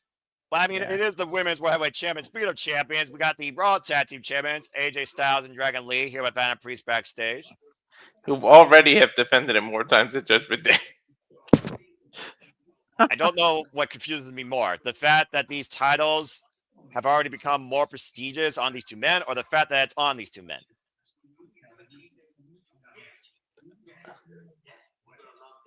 A team name. Oh, bloody hell. Los Dragones con Stilo, the Dragons with Style. Too wordy. Freaking AJ Styles with the man bun back there. Stilo Dragon. Stilo Dragon. Just name it simple. Stilo Dragon. Style Dragon. Or Dragon Style, because we speak backwards in Spanish any damn way. And you know this is also accurate. And we got Maxine Dupree backstage.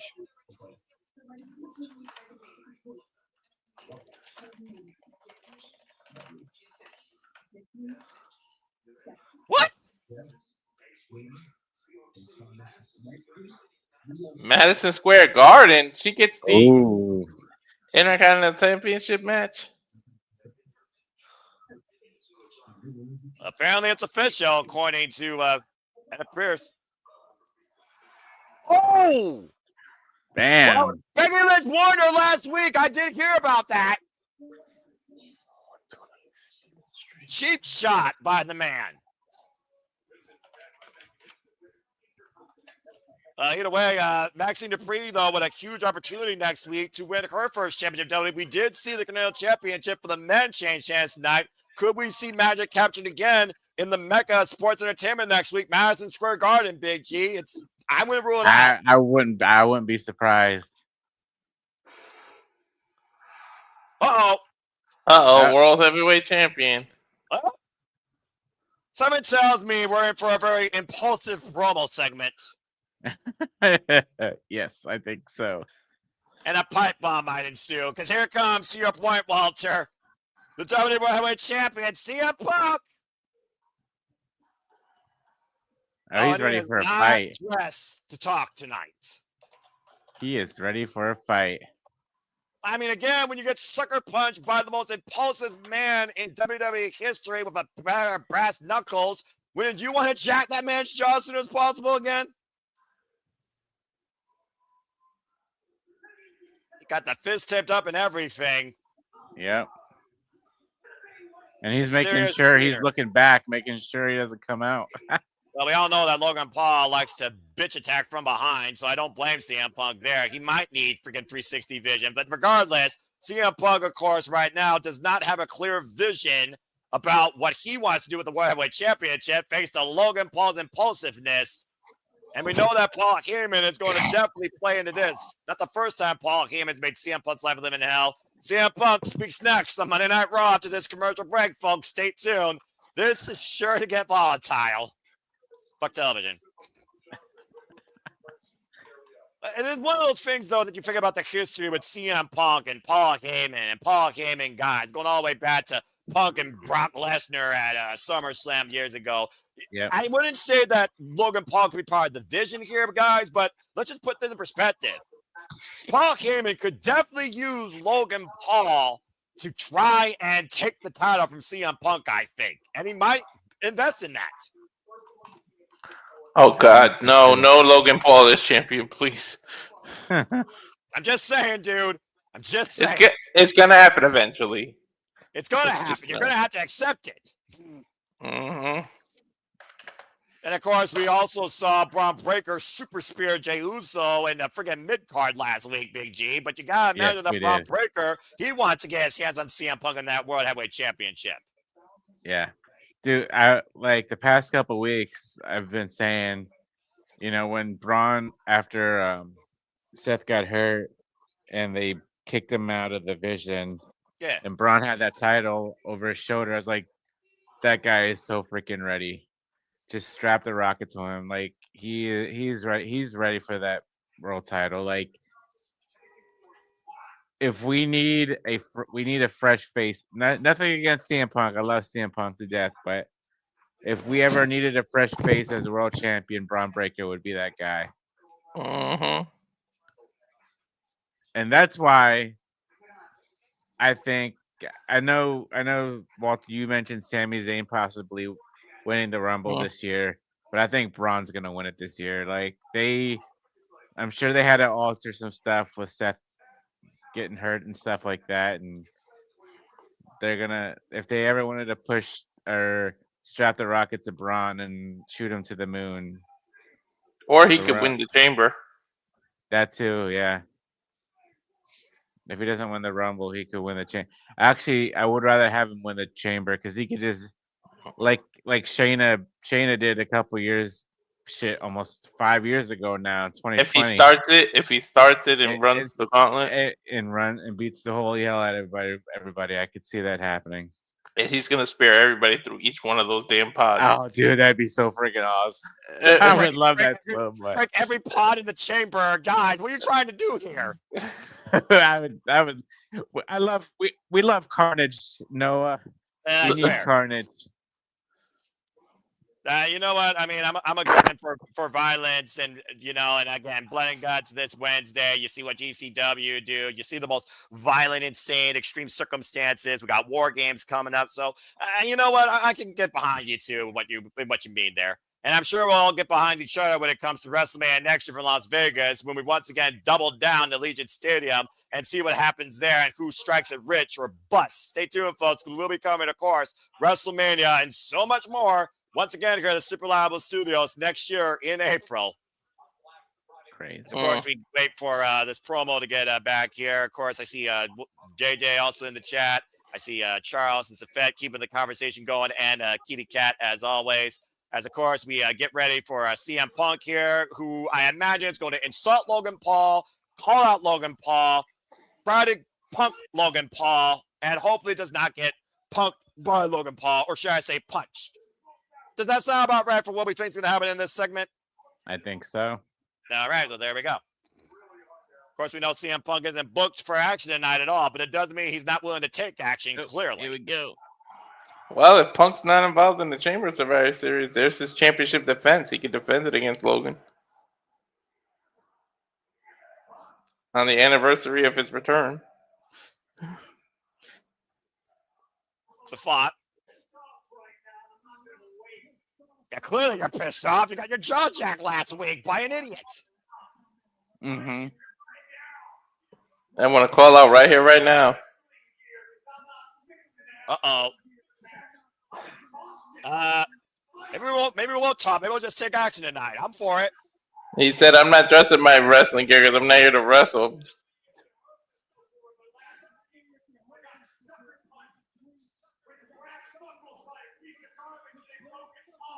I got sucker punched by a piece of garbage named Logan Paul. Gee, where have I heard that before, Big G? All right.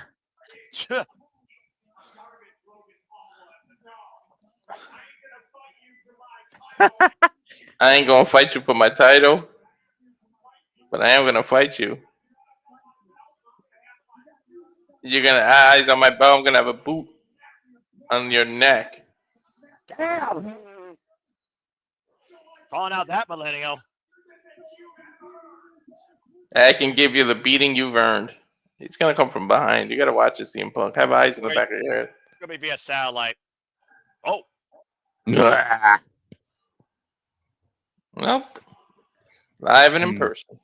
I'll give Logan Paul credit. He actually showed his face on television. The Maverick. The face only a mother can love.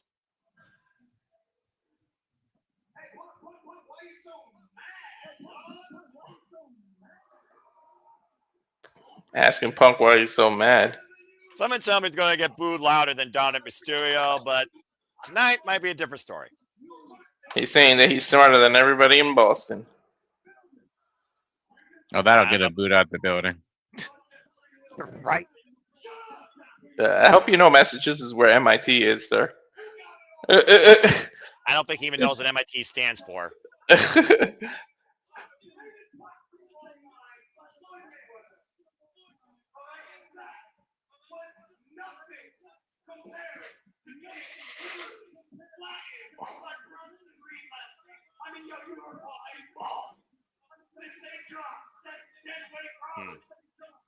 Says Seth Deadweight Rollins. Wow.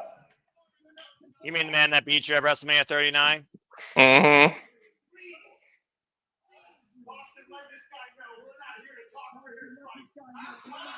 We're not here to talk. We're here to fight. I'm here to call people getting their ass kicked, not people running their damn lips. Exactly. Right? You know Logan Paul ain't gonna fight on Monday Night Raw.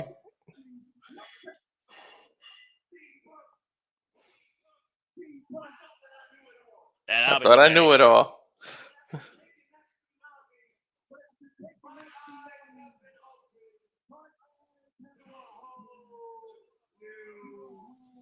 Oh, no. My eyes have been opened to a whole new vision after that tsunami. Oh, my God. Oh, I was right. Say hello to your newest Paul Heyman guy. Oh, God. Here's the walrus himself. I'm sorry, Big G. That's personal feelings aside, that's a hell of a group. That's That a is. horrible revision for CM Punk's future. Somebody needs to get an eye exam.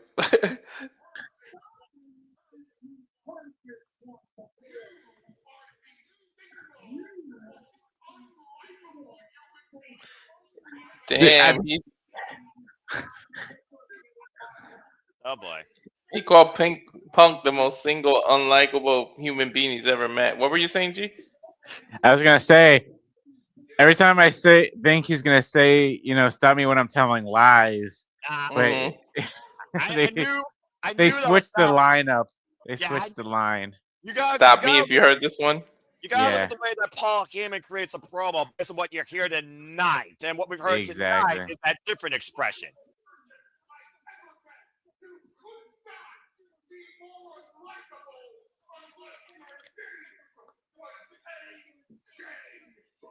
You couldn't be more unlikable unless your name was AJ Lee. Ooh.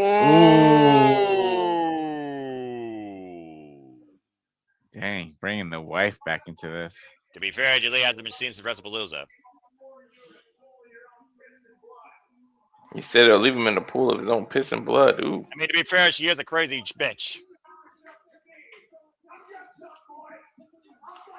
Damn, he's saying, come get some. I'll fight all of you. Well, CM Punk is always a man that lets his ass speak before his mouth and will go down swinging. Oh, so don't tell me this is the War Games then, because somebody's going to come help Punk. Yeah, I think you just got your War Games match, player. Yeah, we still need two, or we still need. It's going to be Jey Uso. See? You were say his name. Now Jimmy. Well, we did see these two tag last week. Now Jimmy, and the final piece will be Roman. Oh, yeah, you could have a 4-on-4 match. It's not the first. Yeah, what if? Oh shit, Jay's gonna turn. What?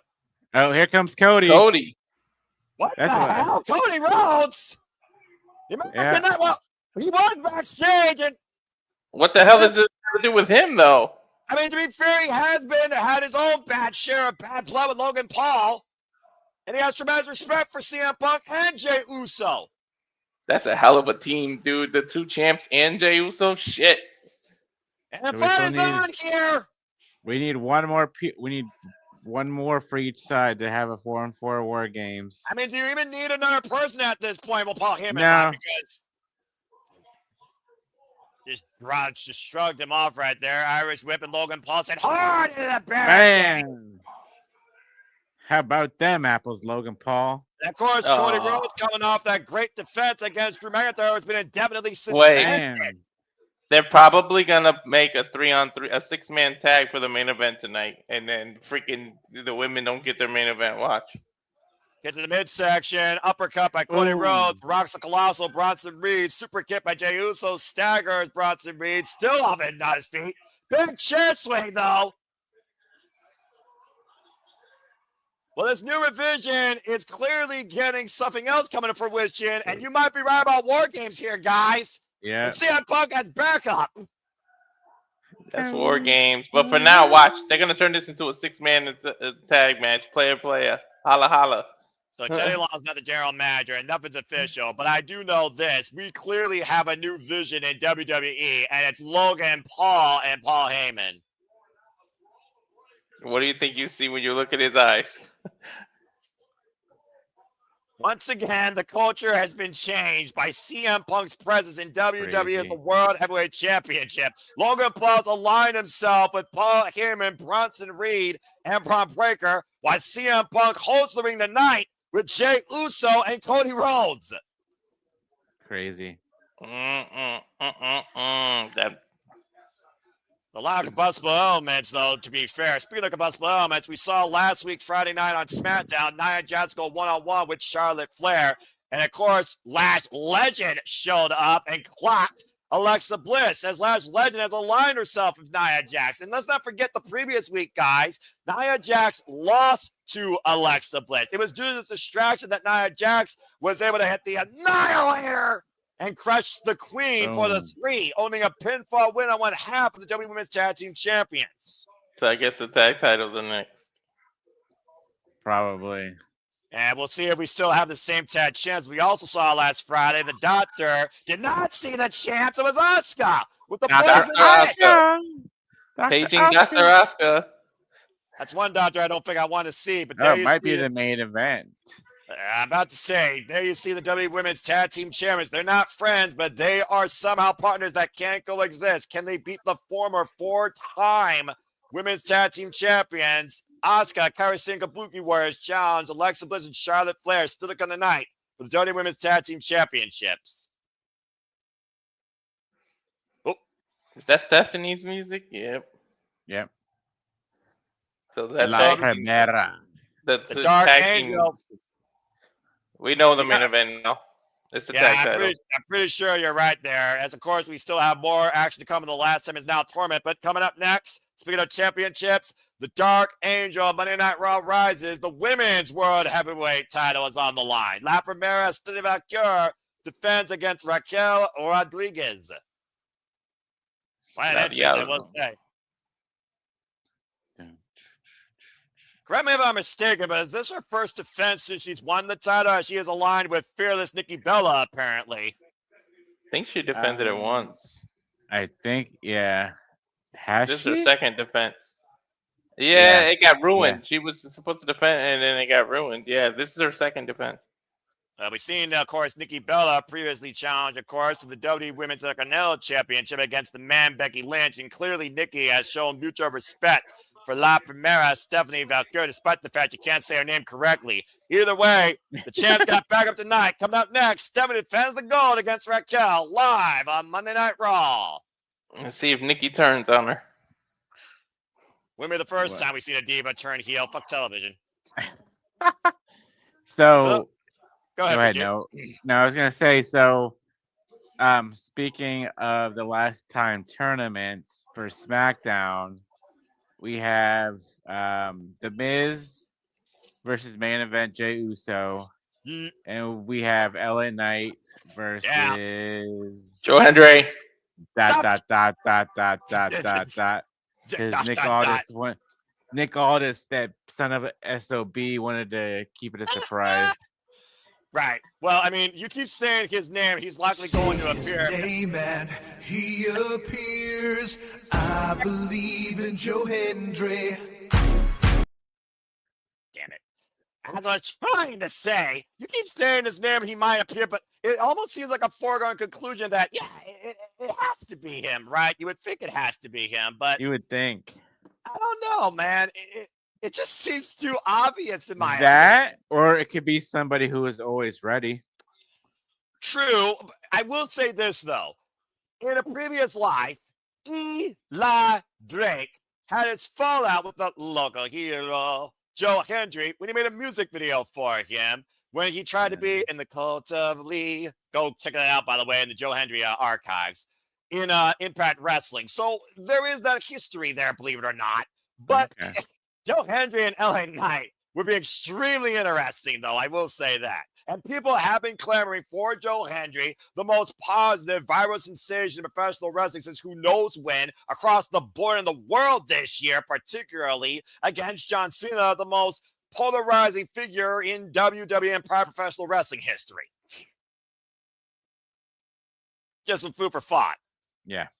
Anyway, as we get ready for this women's championship match, Stephanie Vaquer, of course, for those that don't know, she won the title when it was vacated, of course, against Auska at WrestlePalooza. Stephanie Vaquer has been the WWE Women's World Heavyweight Champion now for 52 days. And this will be, you are correct, actually, with the last match not happening. This will be her first defense tonight since winning the championship. Oh, geez. Okay. Shows you how much I know. Well, again, that's why I'm here to help correct stuff. I think she was supposed to defend it, and then the match got ruined, and that's what had the alignment with Nikki start. Well, yeah, because previously we saw the Judgment Day, because we've seen Roxanne Perez, of course, go up against Nikki Bella, as well as go up against Stephanie Vaquer. In fact, Stephanie Vaquer beat Roxanne, as we saw a couple of weeks ago. It was the Judgment Day, though, that beat Nikki Bella and Stephanie Vaquer that led to this match tonight. And that was Correct. literally last week on Raw. As of I'm course, just happy Vaquer- that Raquel's getting a title shot. She's long she's earned overdue. it. Yeah. Well, yeah, but also you gotta look at the Chris Van Vliet interview and what she's been through also in her Yeah. life and stuff like that, and where she's comfortable. And she is definitely more accomplished and stronger on the main roster as a tag team specialist, as a 5-time WWE Women's Tag Team Champion. But to your point, Big G, she was the NXT Women's Champion in our NXT for over Correct. 200 days and beat Io Sky for that title. Yep. As the champ waits, of course, for a challenger here before Raquel Gonzalez, of course, lost it to Mandy Rose, who started her illustrious year-long plus reign before losing it to Roxanne Perez back Big in mommy NXT Rainbow cool. Bright. Blech. I actually like me some Raquel. Let's go down, Alicia Taylor, for their inductions on this championship match. One fall. Still a thing, apparently. Occasionally there'll be, depending on what the match is for the Okay. title, they'll chant one fall. Okay, fair enough. I'll accept it. Alicia Tyler's about on her own feud with the instruments between her, Wade Barrett, and freaking Xavier Woods on Twitter. Shit's hilarious. Raquel Rodriguez, by the way, comes to us with a basketball background, by the way. 6 foot tall, 176 pounds, 11 years in the game.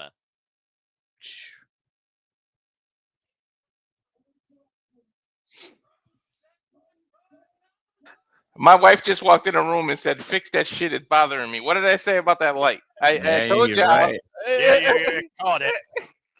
Sonny Vaquer, by the way, of course, world renowned, 5'3", 110 pounds, 16 years involved in the game, trained by Gran Apache, La Primera, champion of champions. So here we go for the WWE Women's World Heavyweight Championship. Sonny Vaquer's first defense since winning the title back at WrestlePalooza. Nikki Bella in the champ's corner, Roxanne Perez in the challenger's corner. And of course, still the women's tag team champions are to come. The reigns were officially underway. Sonny Vaquer, by the way, is the 32nd champion in this title's illustrious history, going all the way back to the inaugural champion in its previous legacy, the man Becky Lynch, in 2016. It was originally the SmackDown championship in the brand split LLL.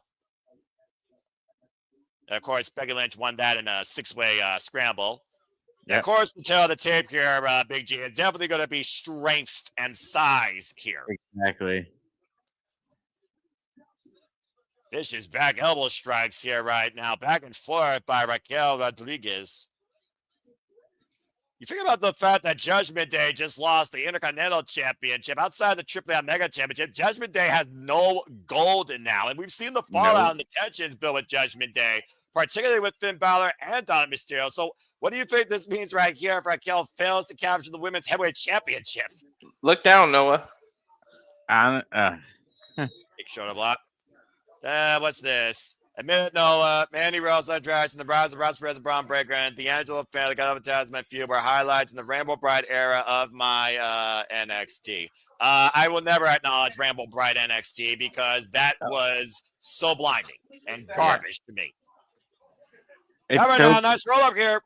1, 2, dang. 2 count. Continue, BG. I was gonna say it's just crazy that Raquel started out in the Mae Young Classic, and now she's fighting for the Women's World Title here on Raw. About to say, when was the last time that Raquel Rodriguez had a World Championship opportunity on the main roster that wasn't for tag gold? Would be a better question. Yeah, true. Roxanne has come a long way since the heel turn. Yeah. Well, again, when she collapsed on Exide after beating Michael Satomura, defending her NXT Women's Championship, and she, of course, went into business for herself and got more serious. Speaking of serious, oh no, the Devil's Kiss might go. I'm not gonna get excited. They always tease and they don't do it the first time. And again, the height differential here up on the shoulders of the championship. Boom! On the jeez. Like you said, G, big mama cool. Yep, but Big Mommy cool. It ran over her like a truck. Cover now, deep hook of the leg and the sit, and a 2 count. I'm so glad she was able to overcome that cell growth thing she had. Exactly, to my point. Can Raquel make history here tonight on Monday Night Raw? Stay tuned for television. I'll say again, the last time that Raquel Rodriguez challenged for singles gold was the WWE Women's Intercontinental Championship against Lyra Valkyria earlier this year, and she lost out on that. Yeah. You know what the hell's going on with Billy here in this midlife crisis, mistaken identity situation? What's going on here? Is she developing a multiple personality complex here, and Lyra right now is trying to be the only counsel for her that's not a quack named Dr. Sheldon. What the I fuck's kind of happening? like it because it's all her gimmicks put together, and she might mess around and help the Kabuki Warriors win because she's secretly with them or something. Well, Nah. damage. I don't know. I don't think so, Big G. I mean, damage control was beyond damage goods, even with Billy at the forefront. All right, Right? we don't need to go down that trope again. For She damn couldn't sure. control that downfall. So Say that. Go ahead, going to JJ's comment, JJ, you might have had that, but me and Noah, we had two. Don't Mae say Young just me Cla- and Noah yeah, like we- I wasn't part of the NXT Black. Well, I'm okay. in NXT. This is To be obsession. fair- I'm to be all fair- parts NXT. To be fair, I didn't know you back then, Noah or Walter. Oh my God! But Exactly. okay, so including Walter, we had Undisputed Era, but during that era of Black and Gold NXT, we had two Mae Young Classic tournaments and the Cruiserweight Classic. Exactly.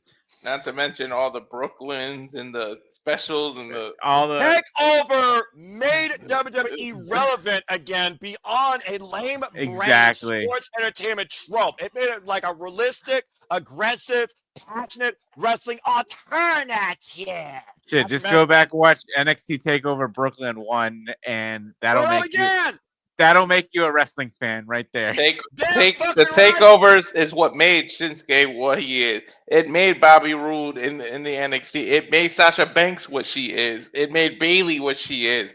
Yeah. It made Auska what she was. Yeah, until they Yeah. fucking ruined it. It made Kevin Owens like Yeah, just- big time. The fact that Asuka is still unvictorious, not undefeated at WrestleMania, pisses me the fuck off. Ladies and gentlemen, The Razor Wrestling wants to We're prove live. also, he's not wrong. He's absolutely Shit not like wrong. that puts the rage in my name. That's fair enough. And I'm just going to say this real quick. Nothing, and I mean nothing, will ever capture the same magic, passion, and the ruthless nature that wrestling needed. Then pick NXT 2015 for 2019. You can take that to the bank. Just And that go is back to that undisputed. takeover. Go back to that takeover where freaking Glorious came out and then Bobby Roode did that and listen to that crowd and he's the heel. Not to say, will be glorious though. Raquel Rodriguez wins the WWE Women's World Championships. We're back here on Monday Night Raw. Again, this is not our NXT, but this is Monday Night Raw from TD Garden in Boston, Massachusetts. The messy fallout there as Raquel lands on her feet on the outside of the ring. Referee count, of course, starting here. The towel could not change hands on the outside. Mommy's Stephanie trying to pissed. capitalize. Big jawbreaker there. Stephanie trying to create separation. Bring Raquel down to her level. Blocks the super kick. Goes leave the clothesline. This is the boot. Stephanie Speed coming into play here, playing the difference. Nice Sobot kick. Big headbutt to the challenger. Dude, Never I remember understand players that do that. Go ahead, Big G. I remember watching Stephanie when she faced Mercedes when Stephanie was in AEW for that brief time. Yeah, there was a CMLL World Women's Champion. No, the NW Strong Women's Championship and the TBS Championship, both in line tower for tower, Forbidden Door, to fake La Primera. Stanley Vaquer has only been involved in WWE for a little bit over a year and a half, I believe. Demons can fly. Yeah. And right now, the champion's looking to once again create forward momentum here. Meteora. Boom. Double D's in the corner. Shades of Andrade Eagle, former NXT champion. Oh, I might say. damn it! I thought she was about to go. No. Nope. It's going to take more than that to put down Raquel Rodriguez, Big G, to your point.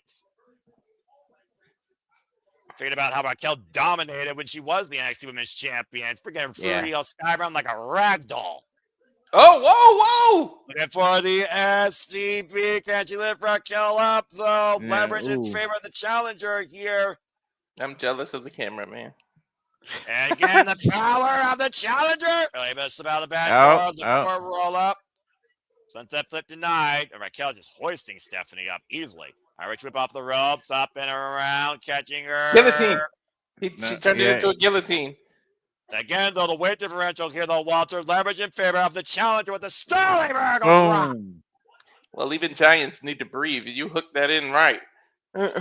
Everyone's the same height when they're on the mat, and that's what Stephanie was Exactly. hoping Oh, for. what a Instead, gets the boot. boot render jaw. Cover to have a new champion. Quick eye, And only a That's 2 the kind- count. That's a running big boot that would have made Test jealous. Shit. Rest I in mean, peace, you talk about, again, the comparisons made to Raquel Rodriguez and her stature, Test and Kevin Nash. Strong comparisons indeed, especially with that forward boot that took Stephanie back to Chile. Yeah. Mhm. Right now, And Stephanie, thought let she me was see gonna Stephanie choke look slam like her. this. Perhaps going for that Right, Dakota bomb, hooking up Stephanie up. Up Mary with escape. Boom. Meteora again, probably. And the second Yeah, turnbuckle hip to go. attack. Hip attack. Tiaras. Oh, yeah, Meteora. And the Oh Meteora- wait, Oh, she blocked she it. caught it. She blocked it, Noah. And about to say, stop the momentum dead in its tracks. And again, Raquel's power coming into play. Oh, Power man, bomb. matchlock, One, two. two. 2. I'm jealous of Raquel now. Vicious running power bomb, high stat cover, and somehow Stephanie was able to kick out. Take a look at the replay here, guys. Mm. Boom. Damn, she got all that power bomb too, and she wasted no movement before she covered her. The So only that says thing- a lot about Stephanie. The only thing I could think of, that just comes down to the resolve of the champion here to survive that. Once again, trying to stop Raquel, She going going in, for the- draping on oh. bar. Using Do the a lot ropes of to her advantage. Do a lot of damage, though, within 5 seconds, as we know. Watch out for Roxanne. Again, Roxanne, to your point, getting involved here, though. Watch Nikki Bella, though. Get to the midsection of Roxanne Perez, and Roxanne sand the Ooh. barricade. But Stephanie's Oh, saying that- Pay attention, Stephanie. That evens things out. Yeah. Springboard, crossbody, got caught on Ooh. midair, though. And a far slam. Jeez. And right now, Wait. Raquel. Oh my God, Raquel's going. She never goes to the Shinsuke, top rope. Vader bomb denied. And Oh, whoa, whoa, whoa, whoa! Ah! Mm. Damn it, Walter, Mm. you freaking idiot. Stephanie's I like, yes, I got it in. When she Boom. first got behind her, I swear I thought she was gonna knock her into a sleeper. Oh, she's Yep. going for that corkscrew splash. Spiral tap. This is the way she won the title against Io Sky. Looking for the finishing move. She connects. Bam. One, man. two. Cover. And Looking that's for it. leg. Stephanie retains. She's changed her finisher since she's been called to Raw. Well, she Ever knew that since she she- had to evolve. Yeah, and so Yeah. originally it was the SVB, but she added the spiral tap, the corkscrew moonsault to her repertoire since WrestlePalooza. That's what got her that championship, Big G. Exactly. Yep. AJ Styles Oh! looking proud. Oh, Roxanne from behind. Well, you knew this was going to happen post-match, clearly. And Nikki Exactly. Bella, though, double A takedown, Boom. mounting Roxanne now. We got a cat fight. And again, Nikki Bella playing cleanup and also playing, Jeez. Boom. hey, to the champion. Nice front kick, takes Roxanne on the outside. Been a bad night for the Judgment Day. I guess it's gonna be a tag match soon too. The brace there by Nikki Bella to Stephanie Vaquer. Out of respect there, as again, a commanding effort though by Raquel Rodriguez. La Primera still though WWE Women's World Heavyweight Champion. Oh, what the hell? My shit. I told you! Nikki Bella just ducked Stephanie with the championship. I told you! That fearless diva is back. Oh, she had to go heel on the same night as Cena's last boss. She's never gonna let Cena go. Once a diva, always a diva. Nikki Bella again makes it about herself in the women's era. Oh, she went black. Yeah, she's gone full heel there, folks. Nikki Bella is back. Yo, Gino must be going balls crazy right now. Cena winning the IC title and Nikki turning heel. I told you. I think we just found Stephanie's next challenger as again, Whether you bet on black or wear black, we will be again going down, double down next year in Las Vegas when we cover WrestleMania. And we got another promo here. So whether your hands high or hands low, or you bet it all, stay tuned for further coverage on whatever's ahead. And we got a moment here. I'm going to bring Step Boy Mike in, so he might have something to say or something to plug if we got a commercial. So, Step Boy Mike, what brings you into the booth? What's up? Not a damn thing is going on Monday Night Football tonight. It's been a scoreless half. It's been the I saw the news. I know you guys are doing a great job with Monday Night Raw. I'm very happy. I'm letting you guys handle this part of it. But the first Monday Night Football game to not have a score in 16 years, 17 years. I mean, it's a whole lot of nothing. What the heck? Wait. Bad defense or bad offense? I mean, good defense or bad offense? Both. Jeez. So You're Stat not Boy, missing anything. Stat Boy, I'm gonna make it official here tonight, December 15th. No shit, I'm gonna be at Monday Night Raw. Damn, I won't be able to watch that game. Shit. What the hell? I was gonna say I was gonna make the call with you, Steelers versus Dolphins. Oh, Regal just. But I'll be at Monday Night Raw. Hey, no worries, brother. There's still 7 weeks left. Yeah, I know. So wait, there's only 3 men. That's the War Games match? Apparently, so I guess official. Shinsuke Nakamura walks through the Crimson Moon as we continue action here. And I'm sorry that there's far less action on Monday Night Football for you, Stat Boy Mike, as the last time is now tournament continues. No worries. All good. I appreciate you stopping by. As we just heard William Regal and Adam Pearce officially proclaim War Games with Cody Rhodes, Jey Uso, and CM Punk against the new revision of Paul Heyman and whoever he chooses. 3-on-3 so far? Yeah, that's what it sounds like. And again, stay tuned, folks. To be predicting for Survivor Series War Games will be some point during Thanksgiving week. I don't know if it's going to be the Wednesday for Thanksgiving or the Friday afterwards. Stay tuned. I will make it official as we get closer. Anyway. Once I freaking rage, I freaking preached about my NXT. Damn it. And now Step Boy Mike bringing his own form of rage here with Monday Night Football. It's been an all-around fun night. As Big G again keeps the ball rolling and it's having a great time here from virtually TD Garden. I mean, wait. Nakamura versus Sheamus, and this is not a first-time ever matchup. They're gonna get like 40 minutes. Wait, what's the main event then? What do you think the main event? The women's tag titles. The women's tag titles. So they're about to get like 40 minutes. I don't know. Last time is now. Tournament continues. Sheamus, Shinsuke Nakamura next on Monday Night Raw. Is it really? They're about to get 15, well, with entrances and everything, they're going to get at least 20, 30 minutes. Well, you got to consider with the Monday Night Raw on Netflix, they don't really have a time window restraint anymore. It could be anywhere from 2 hours to 2.5 to 3. But depending on how far this match goes and how much they care about these titles, you very well might be right.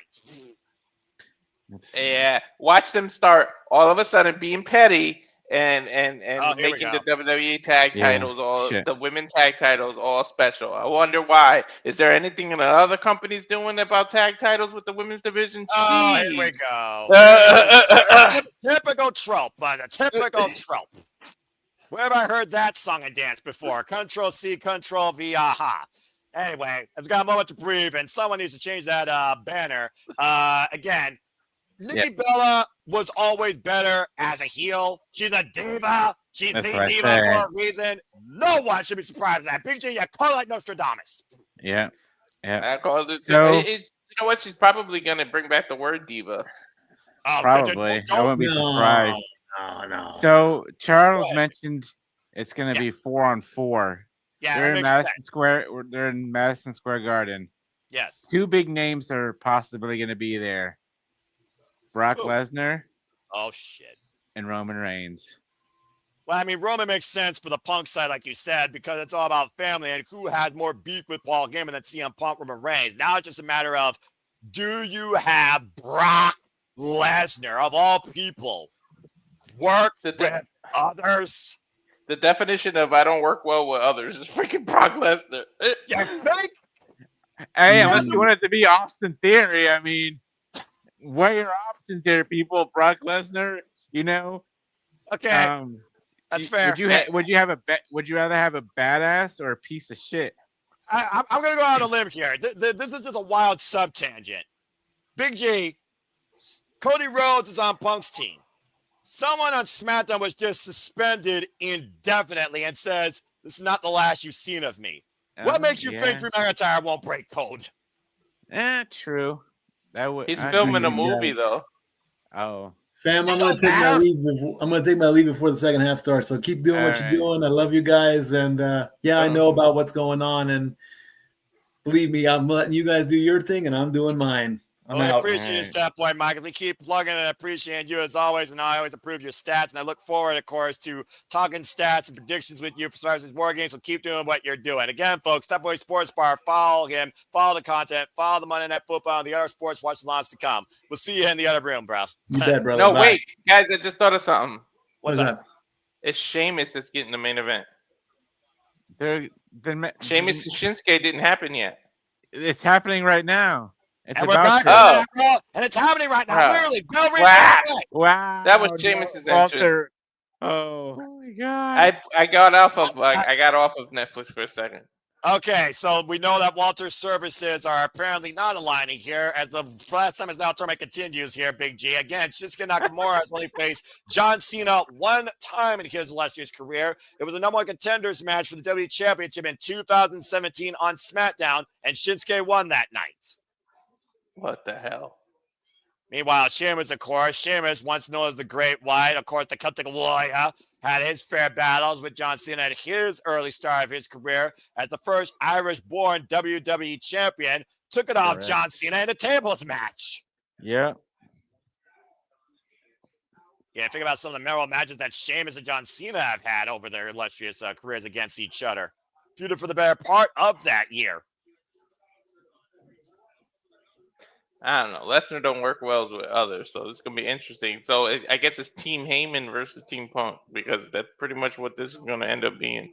I just sense bad connections all around between your servers and Brock Lesnar with anybody, as you just saw Shinsuke Nakamura give Sheamus some good vibrations. Maybe not good for him. Sheamus trying to fight back here, though. Again, folks, the winner of this tournament will be John Cena's last opponent at Saturday night's main event, Saturday, December 13th. We now know that Rusev has advanced and Damien Priest is eliminated. Sheamus, Shinsuke Nakamura, we have no idea whether or not to win this match. Smile, Nakamura.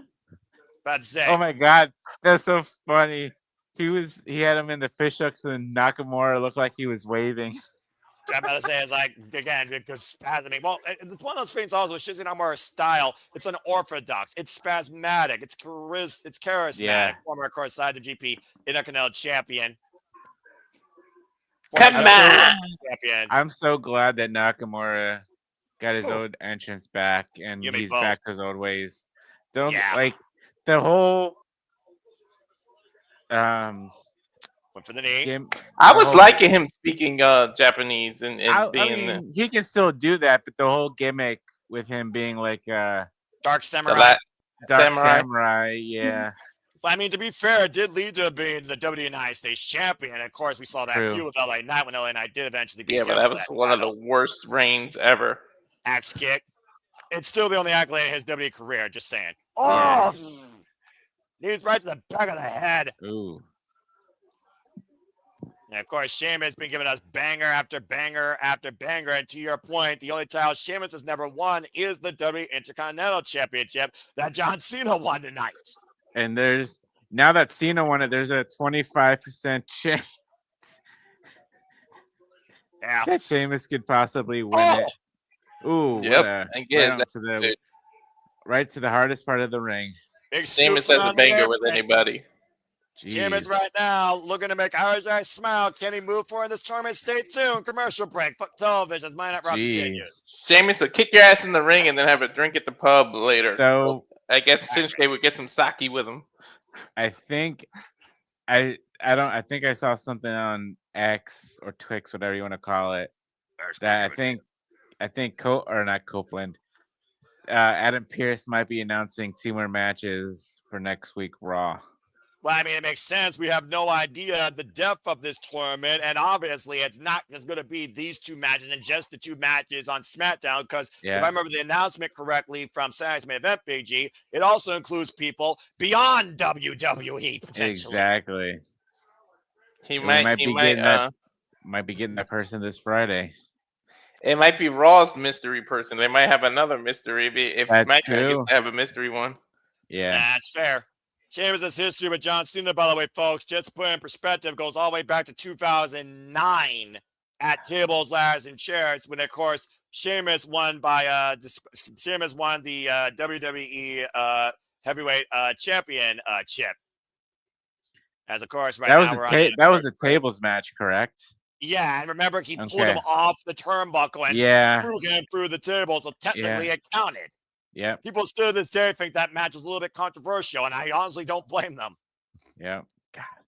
The definition of high risk biting you in the ass. I was 3 years out of high school and living in Germany when that match happened. I was a junior in high school. When I graduated high school, it was 2010. The last time that John Cena. Oh my God, you young people! I graduated in 01. I don't know what 33 is. All right, so you all can judge me all you wish. I don't give a damn. I'm 37, so. Anyways. Anyway, the last time that John Cena did face Sheamus one-on-one, in case y'all are wondering, was Monday Night Raw in 2015. I'm class of 01. Holy shit.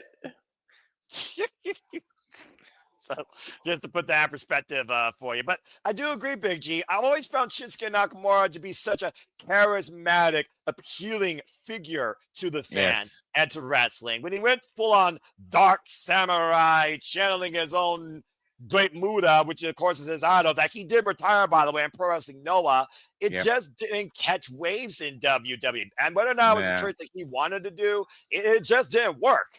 Yeah. I mean, and sometimes, like you said, it didn't work. Sometimes things don't click. You got to trial and error, and some wrestlers, they need character changes. Some people, they can just be the same throughout their whole entire career and they'll be fine. And they make it work. Cena made it work for 20 plus years. And we're back. Last time is now tournament continuing here. Sheamus, Shinsuke Nakamura. Nice rolling senton there by Sheamus. Steamroller position here, going up to the top rope. Sheamus was doing the title. Yeah, well, like you said, I mean, again, how much more motivated, when you think about the field that we don't even know fully, BG, how much more motivated is Sheamus, particularly the one time that he's never won? And he's literally had like 3 chances in the last year alone. Ooh, what a superplex. Cover, hook of the near leg, and 2 counts. He came within hairs of winning. Braun Breaker, Gunther, multiple times over, but he never did it. No. That was a nasty impact off the top turnbuckle, though, with that massive superplex. Definitely turned the match to Shinsuke Nakamura's favor, now driving those knees into the crown of the Celtic Warrior. Rocking the neck and the temple of the Great White fella. And, of course, we have 2 first-round matches, you pointed out, Big G, to come on SmackDown. And more matches to be announced by probably both general managers. So, let's see. 2 and 2. That's 4. There's 16 in total, yeah, right? 16. Yeah. Well, 8 matches, 16 people. Yeah, 8 matches. 16 people. So we got the first. We have the first 2 matches going on. Yeah. Yeah. Divided by 2, that's 8 opening round matches. So that means that we know the first half of the opening round matches, and we just are going to complete the first 25% tonight. And you believe that the next 2 matches, at least, are going to be announced by Adam Pearce before we leave Monday Night Raw tonight. It's probably going to be right before the main event. The little segment after this is going to be him pulling I'm sure. like the old Royal Rumble balls. Irish Curse Backbreaker. Sheamus might be looking for 10 beats of the bow end to Shinsuke Nakamura. I miss them doing that, picking the Rumble numbers that way. The funniest one was Eddie stealing Ric Flair's number. I remember that. You know, sometimes you don't need a computer or a random number generator for something. You just need a simple piece of paper and manpower and a tumbler. Exactly. That's how they picked the tournament people in Oh. in Cena's tournament. I can respect that. I don't think Sheamus Shinsuke is going to respect what you're dialing up here, Big G. going for the brogue. Uh-oh, Sheamus lights out. Oh, Boom. catch him with Sling Blade. Modified Sling Blade. Didn't get all of it, but Now got enough getting of it. ready for the Now he's Kinshasa. looking for the Kinshasa. Knee strike versus big boot. Which one meets first? Sheamus gets out of the way of the knee. Oh, hit the knee. And then Big comes boot, back with though. the boot.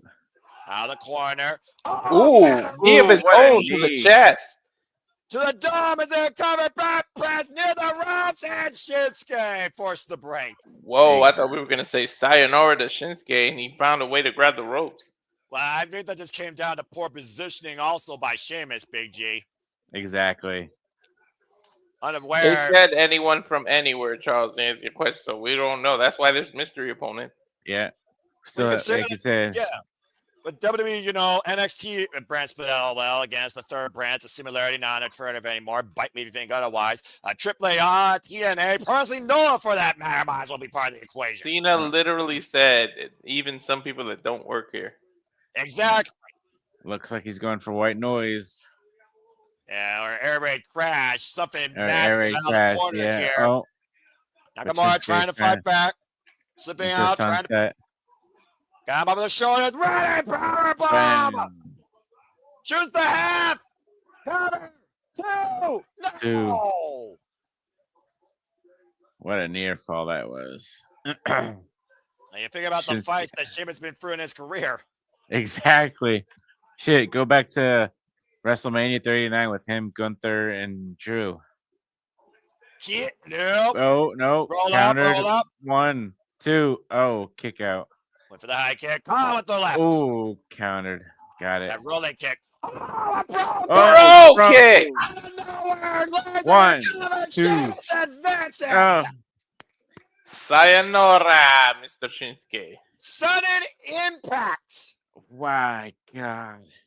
You knew shit. So you kind of figured, like, now that you look at it, Rusev and Sheamus have history with Cena. You kind of figured they would have to win these matches. But that doesn't mean they have to face each other. They might win the opponent. They might face the opponents of. They might be on the same side of the bracket and have to face Oh, the winners yeah, of the other true. one. We haven't don't know seen the bracket. bracket yet. Yeah, exactly. But to Walter's point, it's sayonara, Shinsuke Nakamura out of this tournament. As you see, Sheamus hoisting up Shinsuke, mutual respect again. Sudden impact. What a strong style bout of striking affairs and fighting spirits. Sheamus with an emphatic bro kick punches ticket to the next round of the last time is now tournament. It's off to the pub after with these two, I bet. Sheamus versus Rusev in one more banger. Yeah. I'm about to say, Banger Brothers forever, apparently. By winning, yeah. Well, no shit, Sherlock. Back to the night. To be fair, Big G, not everyone's a lifelong WWE fan or wrestling fan or a knowledge base like me. So again, to those that just watch for the first time ever and know John Cena from nothing more than a movie picture, that's pretty huge. Yeah, that's true. There we go. Well, Big G, I'm going to let you announce these since you talked about it. All right, here we go with Adam Pearce. The next two matches for, I believe, next week's Monday Night Raw in Madison Square Garden, the Mecca of WWE. Which we'll be covering. Go ahead, Big G. Well, if we're covering, I'll be on that for that call too. I look forward to it. Here we go. Javon Evans from NXT. Whoa! Versus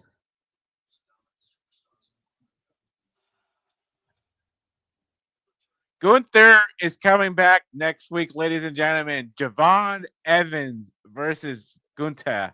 Okay. Der Ring General. You officially have got my interest. And then in the second match, you got Solo Sikoa versus a surprise that he's going to keep. Son of a monkey's uncle. Told you. I said Raw was gonna have their surprise. 2 surprises? Come on. But first off, well, thank you for that, BG. Just to be up to speed, the last one is now tournament continuing. And again, next week also is John Cena's final Raw. John Cena will enter Madison Square Garden next week, Monday night, as the WWE Champion for the last time ever on his last Monday Night Raw. And look at this match. Jeez. JJ called it right there. Javon's going to die next week. Wow. No kidding. Javon Evans versus Stalin Guerrero Gunther, the definition of speed versus power. I'm gonna say it right now so that nobody else. The 2 surprises is gonna be Joe Henry and Obafemi. Well, we'll see when shows are going next week on Monday Night Raw. And again, folks, as Big G just pointed out, we will be back here 1 week from tonight covering that Monday Night Raw episode. So if you are enjoying this, please let us I'll be there for the call. Tell a friend. And again, Big G, it's been an honor doing this with you. I love doing this with you. I hope you're having a great time, I hope you continue to do these. Again, if you haven't already, follow the ball at Big G on the social medias. Follow Walter Cruz, subscribe to Rage of Wrestling, and follow my friends here. And we also know next week, Monday night, Maxine Dupree will have the biggest opportunity of her career to capture the Women's Intercontinental Championship against the man, Becky Lynch. Excuse me. I think she might win. Just if any other reason, so that Becky gets time with her husband who's injured and the kid. Watch. Maxine might win this Intercontinental title. Well, what's been a historic Monday Night Raw? It's time for our main event for the WWE Women's Tag Team Championships, as here comes the Queen. Oh, hail the Queen.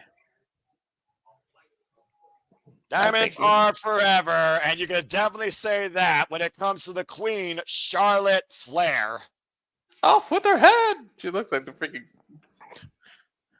And of course, Charlotte Flair and Alexa Bliss won these Women Tag Team Championships against the Judgment Day at SummerSlam, and have already defended them successfully on Raw, SmackDown, and NXT. Correct. They're not friends, but somehow they have coexisted. I'm so glad Alexa's back. You might not be able to call them friends, but you got to call them champs. Yeah, but you wonder how much longer you might be calling them champions here. Charlotte Flair and Alexa Bliss are about to go at it again, defending the WWE Women's Tag Team Championships against the former 4-time champions.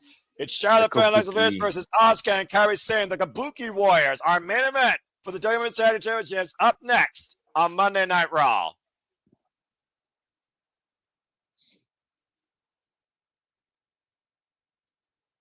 A lot of history with these 4 women, no kidding. As we go to a final commercial break, hopefully, fuck television. This is a 2K25 Netflix edition. That don't surprise me. It's coming out on mobile. I didn't pre-register, but I have it so when it's ready for download, it'll just download on my phone. And, of course, you all can stay tuned for Big J and Walter Cruz to level up here with Super Reliable Gaming in and out of WWE 2K25 and so much more here at the Survivor Studio. So please stay tuned. And again, speaking of that, Noah, did you try the PlayStation thing? No, I have not. I've not had time. Again, I might try that tomorrow to review. I should have time after that. As we got a 3-minute break, I just want to again remind you all if you're having a break, like, subscribe, comment, tell a friend. We do these watch-alongs for the biggest pay-per-view specials, PLEs for all things wrestling, particularly WWE, NXT, AEW, ROH, TNA, Independence, including not limited to GCW and HLG. As we talked about earlier, it will be me, Big G, and Walter will be back here next week calling Monday Night Raw from Madison Square Garden as the last Series Now tournament continues. The Women's Intercontinental Championship will be on the line and so much more to follow, including John Cena's final Raw ever. Period. Are you off from work tomorrow because of Veterans Day? No. I do work still, but I will be seeing you all in the NoDQ review. And then Wednesday, we'll be covering Blood and Guts here. Thursday, predicting TNA Turning Point. We'll be covering TNA Turning Point on Friday. And then we'll be back here Saturday night with the weekly My Way Conversation Wrestling Madness. That is the Saturday Shenanigans. That is your lineup this week for the Super Live Studios. That and then some. Big G, what have you been up to? Why don't you talk about maybe some stuff you've been doing lately with your content here? We got a moment to breathe. And again, it's been a pleasure doing this with you. It has been. Oh, with my content, I don't know. I'll probably have to wait until if I do anything with 2K25. I mean, I'll play it, but like if I do anything on my YouTube channel, it'll be after fall term for college. I know you're younger than me, but you ever heard of that game IQ? It sounds familiar. Intelligent Cube? PlayStation. PlayStation 1. Yeah. I'm gonna have to do it. I'm gonna. You're just bringing up stuff to test your brain again. Do it a different way. That's not the boss. That game is addicting. Noah, I'm telling you. Watch when you play. You're gonna be holy shit. This is addicting. I've played addictive games before. I'm a casual gamer. I'm a simple gamer. I know what gaming is. Heck, the 2 weeks I took my hiatus, I was playing Pac-Man World 2 Repack, and I beat the entire damn thing. Sometimes the simplest games are the ones that are most addicting. Accurate. And they don't freaking microtransaction you for $2 just because you're not wearing some sort of cosmetic. What? I didn't say that out loud. Anyway. You know what? I'm going to go on a quest to beat it. I've never beaten the IQ. It gets way too hard. Well, it's one of those things where, again, if you're dedicated enough and you figure out the code enough, you can accomplish anything. And we'll see how dedicated the Kabuki Warriors are. Just to bring people up to speed on the Kabuki Warriors a little bit, Kabuki Warriors are former 4-time WWE Women's Tag Team Champions. Of course, Kairi, Sane, and Auska reunite after the fallout with their fellow sister in Auska. As, of course, we saw what happened at Crown Jewel. But following that, Rhea Ripley is out injured after being DDT'd into a table by Auska, might I add. And now the Kabuki Warriors are solely focused on seizing the WWE Women's Tag Team Championships for the time being. And again, we're here at the sold-out TD Garden in Boston, Massachusetts. Boston. The TD Garden, of course, home of the Boston Celtics, multiple-time NBA champions, of course. John Cena, of course, who completed the Grand Slam of WWE Championships, winning the WWE Intercontinental Champion. And there you see all the signs from the young and old WWE Universe fans galore. So 8,000 miles. See, that's dedication. Well, again, when you love something that much, you're willing to go that extra mile. Yeah. It's Cena-bration. The champion. What side did not have Cena on it in that is what I want to know. Right? That gum. Anyway, let's go down Alicia Taylor for our main event introductions for the WWE Women's Tag Team Championships. Here we go.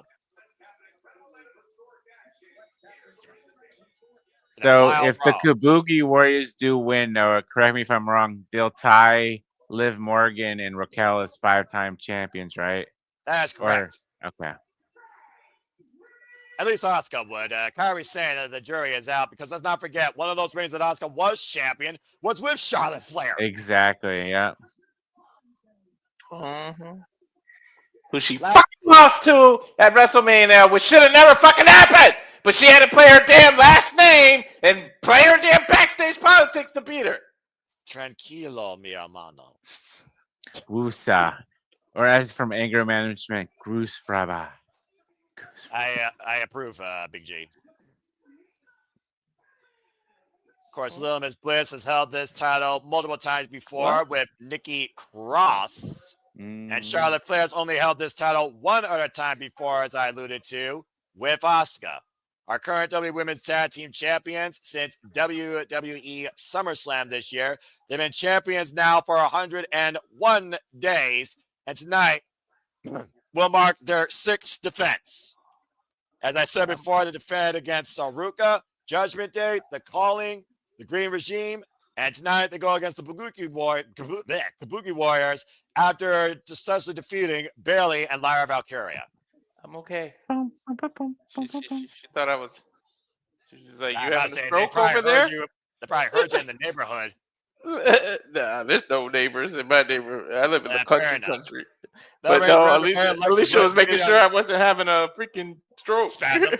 Stroke. Caesar. God bless my mom's 5-year anniversary of her stroke survival. Ooh, rising knee strike. Drop kick by Little Miss Bliss, former Raw Women's Champion and Miss Money in the Bank, of course. Stepping over Auska, of course. Rolling forward somersault there. Of course, Little Miss Bliss with the gymnastics cheerleading background coming in play. Tag made now to Auska. Went for the big boot and WrestleMania 34 rematch. Revisit it. Nice shoulder block there by the Queen. Of course, Charlotte Flair came back from injury, of course, earlier this year. That's why she wears that diamond-studded knee brace.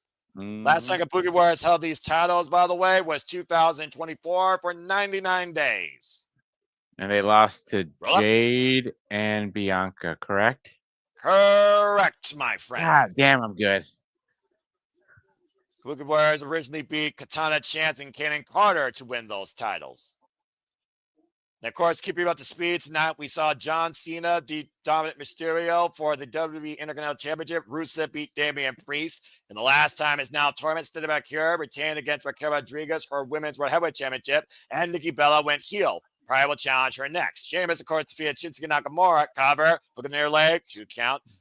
2 advance, the last time is now tournament. And we also heard War Games made official 4-on-4. The new revision, Paul Heyman, Logan Paul and Company versus CM Punk, Cody Rhodes, Jey Uso, and another member yet to be shown. Yep. Big boot driving Kairi Sane to the floor. An attack made now to Alexa Bliss. And the fact that Alexa Bliss did this out of trust and respect, she felt, when Charlotte Flair needed a friend. It really is one of those things where you're like, strange bedfellows coming together because it just works, Big G. Exactly. Kabuki Warriors taking control in the early going here. Will be crowned new women's tag team champion. Stay tuned on Monday Night Raw. Fuck television. And correct me if I'm wrong, when Kairi and Auska lost, that's when Auska got hurt, right? That's exactly correct. Okay. Because Auska was out indefinitely on injury before she came back. Yeah. Okay. Auska's had a rough going lately in WWE, we're being perfectly honest here. Lost her friend, only has one member of her family left that is absolutely honorable and loyal to her. It feels like will even sacrifice herself for her. And now she's trying to win the WWE Women's Tag Team Championships to recapture, honestly, her last former glory. Yeah. Damn shame, because she needs to let that spell go, because she should be on her own and get up from under Auska. Auska is like an abusive partner. Eventually, partners yeah. pick up, I would think. But again, Kairi Sane, who's just been the innocent little pirate princess that just wants her family to be back together as a whole and doesn't want this conflict. It is one of those things where you're driven so much by someone else's agenda, you only can help but fall in line because you risk what happens if you don't. Yeah. Yeah. Sort of like the cult following of our damn president. Oops, did I say that?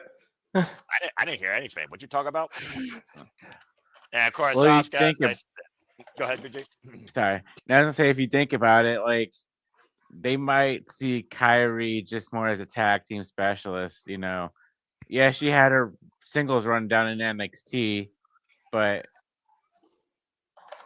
if you, I don't know how I can wear this. Like if they only see you as like a tag team specialist, then that's pretty much your glass ceiling right there. Like that's as far as you're gonna go. You'll never go beyond that. Well, yeah. In most cases, you might be right. Then again, Jey Uso, who would have thought you see Jey Uso break out as a single star and let alone be a whatever champion and main eventer. So I don't think you could necessarily say that about everybody, but there are those certain people that capture that trust, that connection, and that confidence to stand on their own. And unfortunately for Kairi Sane, as far as main roster WWE, she's never done that. And also, Big G, let's just put this perspective to you, RNXT. Yes, Kairi Sane was NXT Women's Champion, but she was only champion for 71 days, and she only was champion after she beat Shayna, who immediately took it back from her in her first defense. Yep. Oh, and we're back. The Boogie Warriors once again in control here. Our main event Monday Night Raw for the WWE Women's Tag Team Championships. Alexa Bliss and Charlotte Flair. Ooh, double DDT. Nasty double DDT. Big chance here for Alexa Bliss to make the tag to Charlotte Flair stance. They're ready. I do wonder, though, if Charlotte Flair's feeling since Friday Night SmackDown, though, after that match with Nia Jax. Big crossbody by the Queen. A unique fashion attire here by Charlotte Flair, despite the wardrobe malfunction last week, I heard. Yeah. She's almost heelish wardrobe.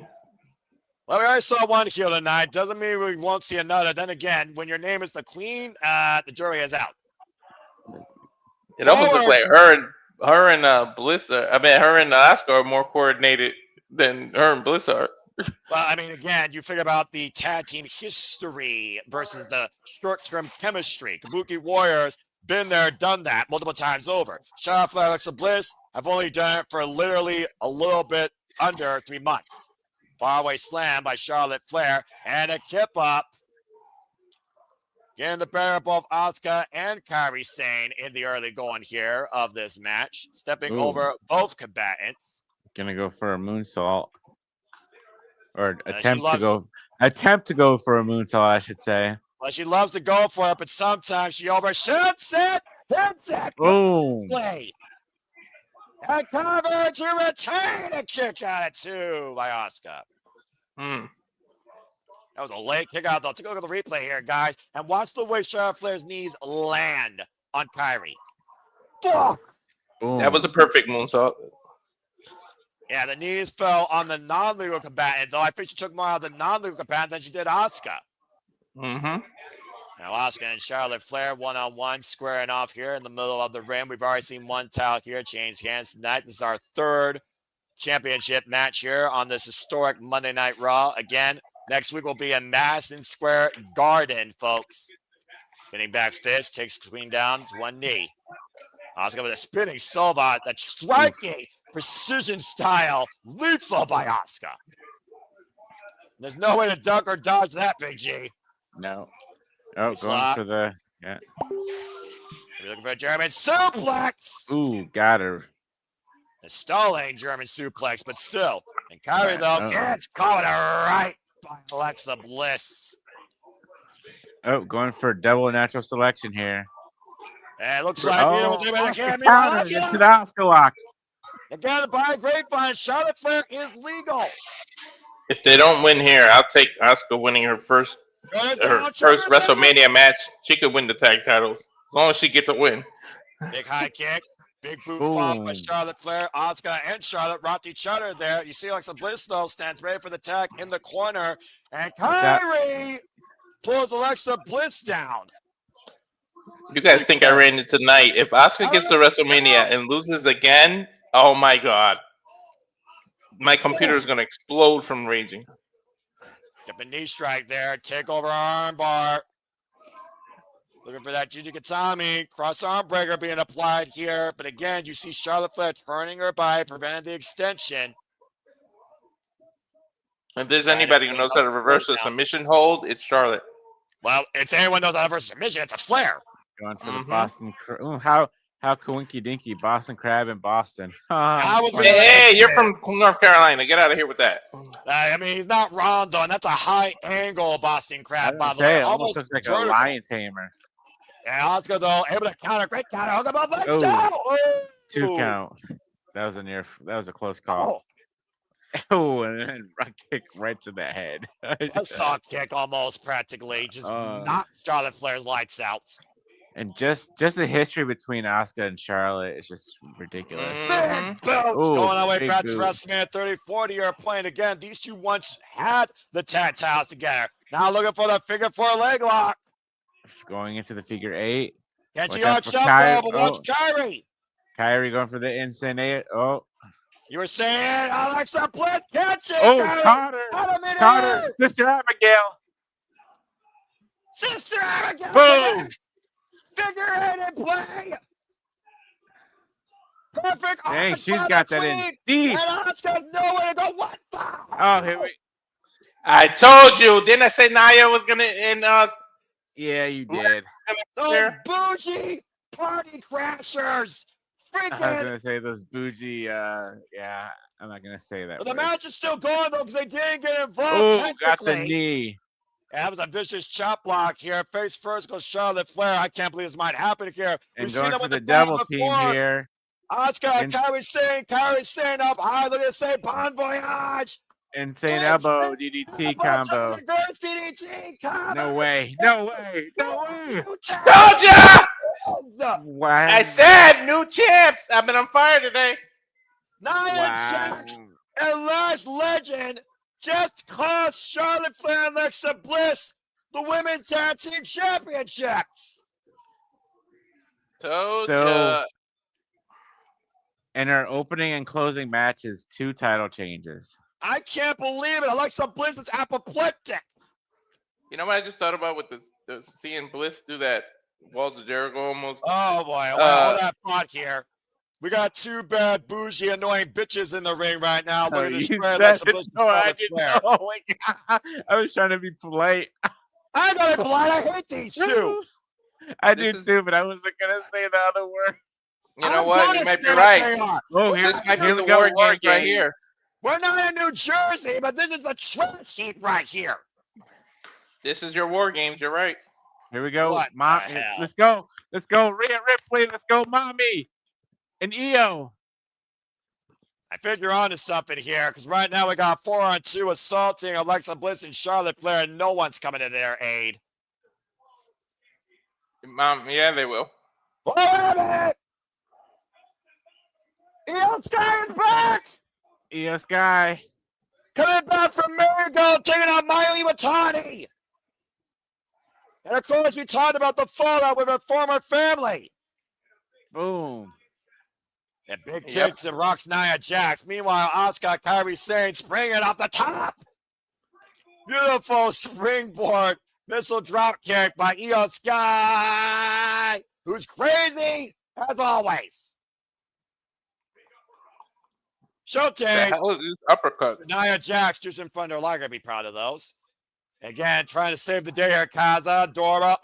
Denied. Oh, the big elbow action. Now Come on, Rhea's gonna come out. Now Rhea's gonna come out. Mommy, they crying. Well, someone needs to get order here in this house. 1 second, there she is. Brutality returns. Yes. And she's got the nose guard on. Of course she does. She got busted nose. Face the eyes go DT her in the table. Boom. Here we go. We got our four. Oh, headbutt. Oh my God. Headbutt. Oh, big super kick takes Lash out of the way. Well, ladies, Think about and that. gentlemen, we Lash's have first our WWE 4-on-4 main- War Games match. Lash's first main roster PLE is gonna be a war games. That's crazy. Buzzsaw kick by Io Sky takes down Nia Jax. Big boot by Charlotte Flair takes Nia out of the ring. Nia, Lash, and the new tag team champions neutralized. Face the return of Rhea Ripley. Uh-oh. I don't think Rhea's done yet. Hoisting up Kairi. Oh, no. That's not a powerbomb, dude. That's a Razor's Edge. Razor's Edge. So what on the floor? A Ripley's Edge.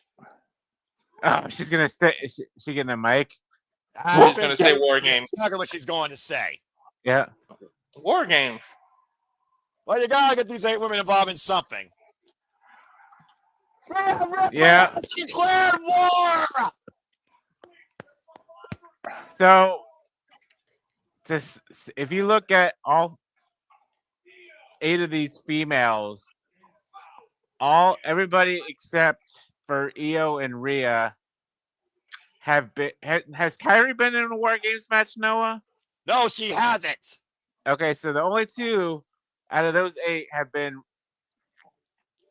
Io and Rhea. Everybody else, this will be their first War Games match. That'll be correct, as we just got War Games established for both the men and the women as Monday Night Raw goes off the air. This Raw certainly was something. Until next week, we'll see you at Madison Square Garden. For Walter Cruz, for Big G, I'm Noah Foster. This has been Monday Night Raw from Boston, Massachusetts. Hope you enjoyed the presentation, as war is about to ensue at the end of this month after Thanksgiving concludes. Until next time, make a positive present life. Have a good night with the Survivor Studios. We'll see you next week for Monday Night Raw from Madison Square Garden. Cut the damn feed. Jesus Christ almighty.